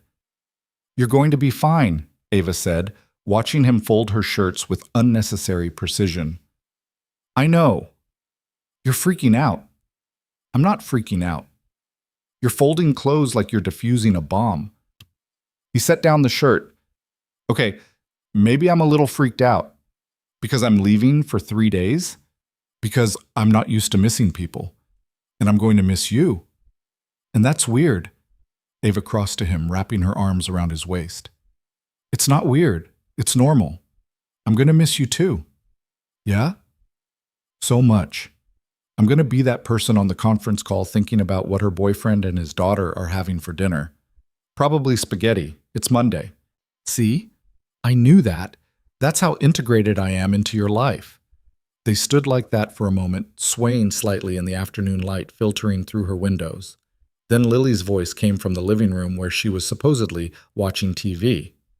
Are you hugging again? Mrs. Chen says excessive hugging is a sign of true affection. How do you even hear us from in there? Ethan called back. I have very good ears. Also, the TV is on mute. Ava laughed against his chest. She's going to be a detective when she grows up. Or a spy. I haven't decided which is more terrifying. The 3 days Ava was gone were strange. Not bad. Ethan and Lily had their routines, their rhythms, their life that had existed long before Ava entered it. But there was an Ava-shaped space now in every evening, every dinner, every bedtime story. Lily kept asking when she'd be back, and Ethan found himself checking his phone more than necessary, reading her text updates about boring conference presentations and hotel coffee that tasted like regret. On the 3rd night, Lily was particularly clingy at bedtime. I miss Ava, she said, curled against Ethan's side. Me too, kiddo. Is she coming back tomorrow? Her flight lands at 6. We can pick her up from the airport if you want. Lily's face lit up. Really? Really? Can we make a sign? Mrs. Chen says airport signs are important.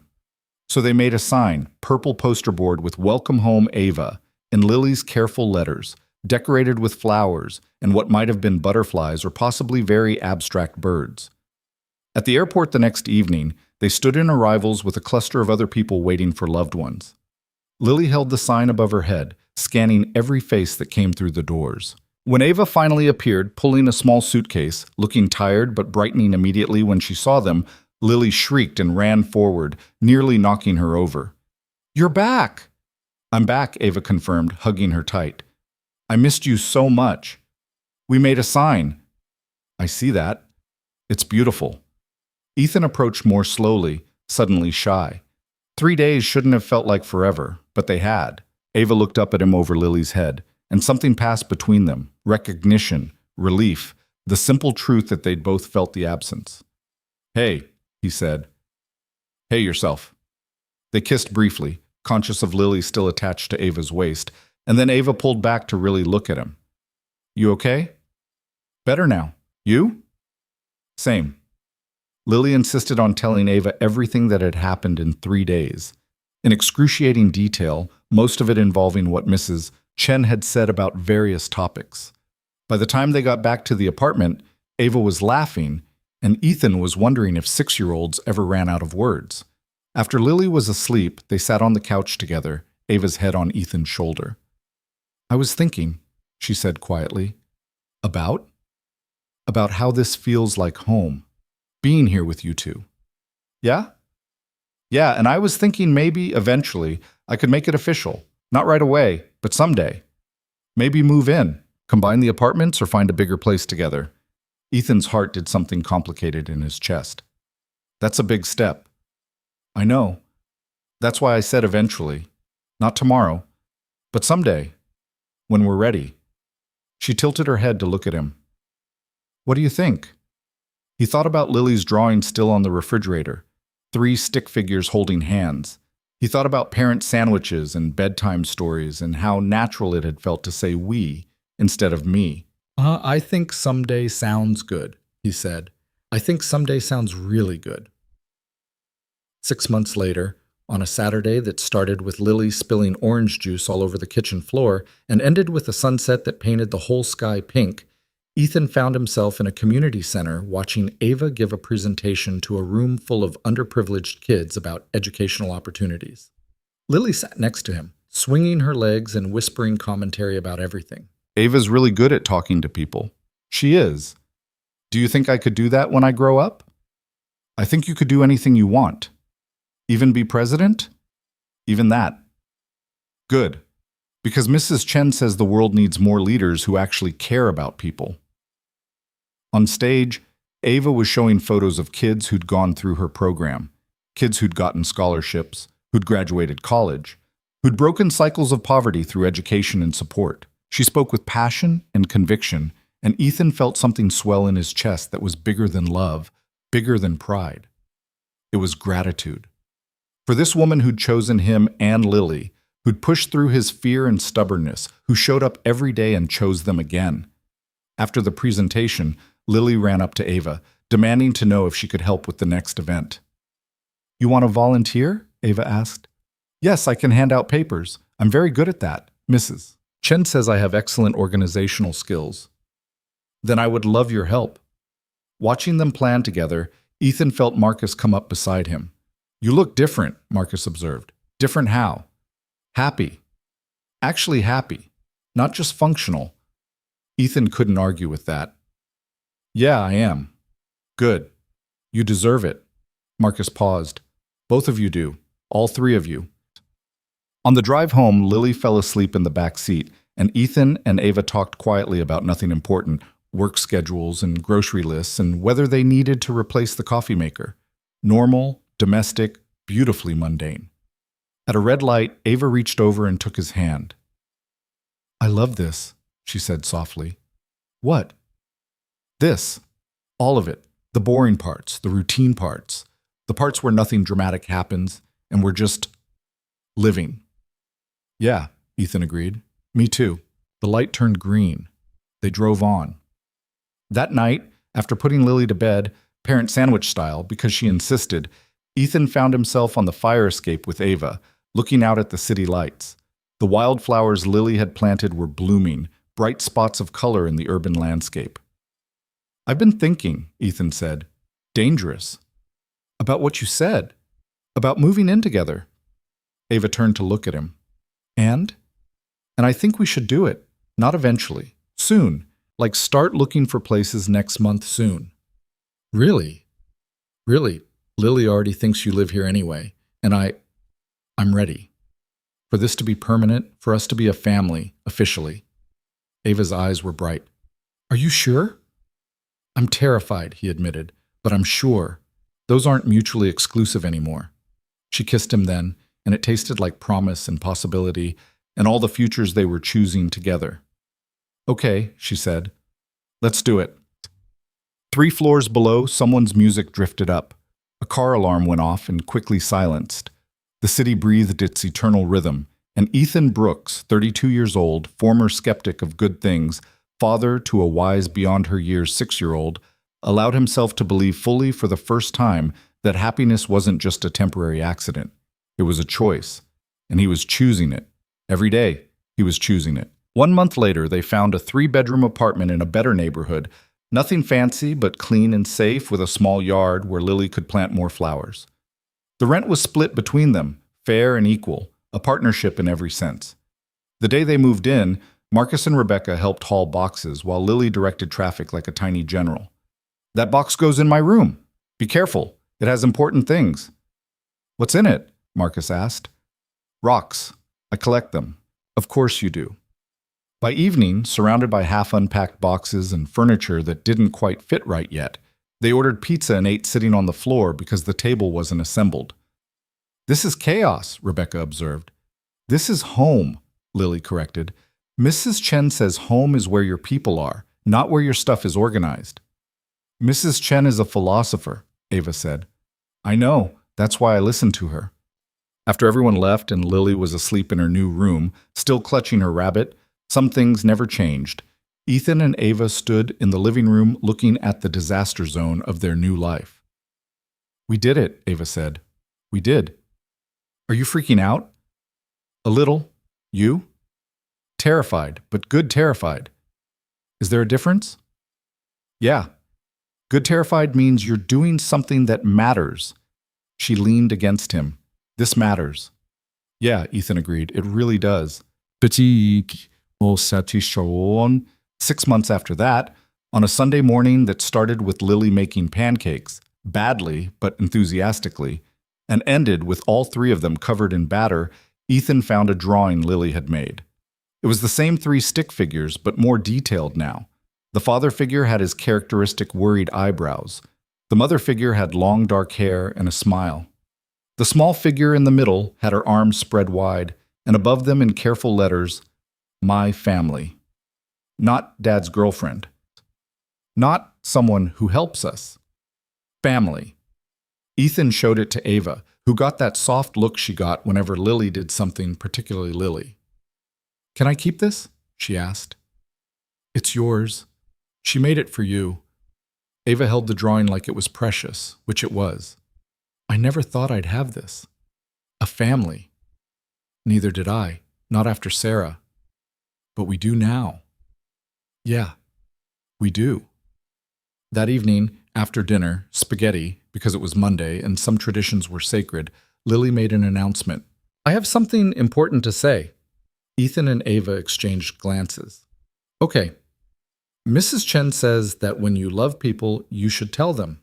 And I love both of you, and I want us to be a family forever, not just for now. We are a family, sweetheart, Ava said gently. I know, but I want to make it official, like on paper. Lily pulled out a piece of paper from her pocket, clearly prepared for this moment. I made a contract. We all sign it, and then we're legally a family. That's not exactly how it works, kiddo, Ethan said, trying not to laugh. It should be. I wrote down all the rules. We have to be nice to each other and help when someone needs it and never give up even when things are hard and always have spaghetti on Mondays. Those are good rules, Ava said seriously. So you'll sign? They signed Lily's contract, all 3 of them, with Lily witnessing, and she immediately took a picture with Ethan's phone to send to Mrs. Chen. She's going to love this, Lily said confidently. Later, with Lily asleep and the apartment finally quiet, Ethan and Ava sat together on the couch that finally fit right in the living room. Do you ever think about what would have happened if you'd said no? Ava asked. To that first date? All the time. And then I remember that I almost did say no. What changed your mind? Lily and Marcus and some small part of me that hoped maybe, possibly, things could be different. He pulled Ava closer. Best decision I ever made. Second best, she corrected. What's first? Choosing to trust me, choosing to let me in.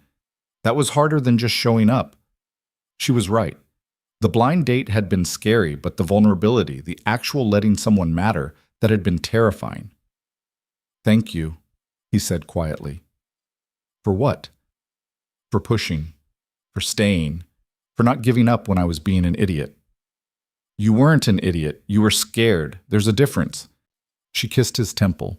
And for the record, you did the same for me. You let me be part of something real instead of just watching from the outside. They sat in comfortable silence, and Ethan thought about the journey from that first disastrous dinner to this moment. All the fear and doubt and small acts of courage that had built something bigger than either of them alone. His phone buzzed. A message from Lily's tablet, because, of course, she wasn't actually asleep. Mrs. Chen says you two should get married for real now. not just my contract, real married. Ethan showed Ava, who laughed. She's relentless. She gets it from you. Absolutely not. That's all you. Another message. I'm waiting for an answer. Ethan typed back, go to sleep, not until you promise to think about it. He looked at Ava, who was watching him with amusement and something else, hope, maybe, or possibility. Should we think about it? He asked. We could, she said carefully. No pressure, but if we're being honest, I've already thought about it. And? And I'd say yes, if you asked. Someday, when you're ready. Ethan's heart did that complicated thing again, the one that was becoming familiar, fear and joy mixing together into something that felt like flying and falling simultaneously. What if I said, I'm ready now? Ava sat up, looking at him properly. Are you? I'm terrified. But I'm ready, because I don't want to wait for someday anymore. I want to choose this, choose you, choose us. Right now, while I'm brave enough to say it. That's not a proposal, Ava said, but she was smiling. No, it's not. When I propose, it'll be better than this, more planned, with a ring and probably Lily's very detailed input on what's appropriate. He took her hands. But I'm telling you now, so you know, so there's no doubt. I want to marry you. I want to be a family, officially, on paper, and in every way that counts. Ava's eyes were bright with tears. Okay. Okay? Okay, let's do it. Let's be terrified together. Let's build this life and mess it up, and fix it, and keep choosing each other. She kissed him. I love you. I love you too. From down the hall, I heard that. Mrs. Chen is going to be so excited. They both laughed and Ethan called back. You're supposed to be asleep. I'm asleep and eavesdropping. I contain multitudes.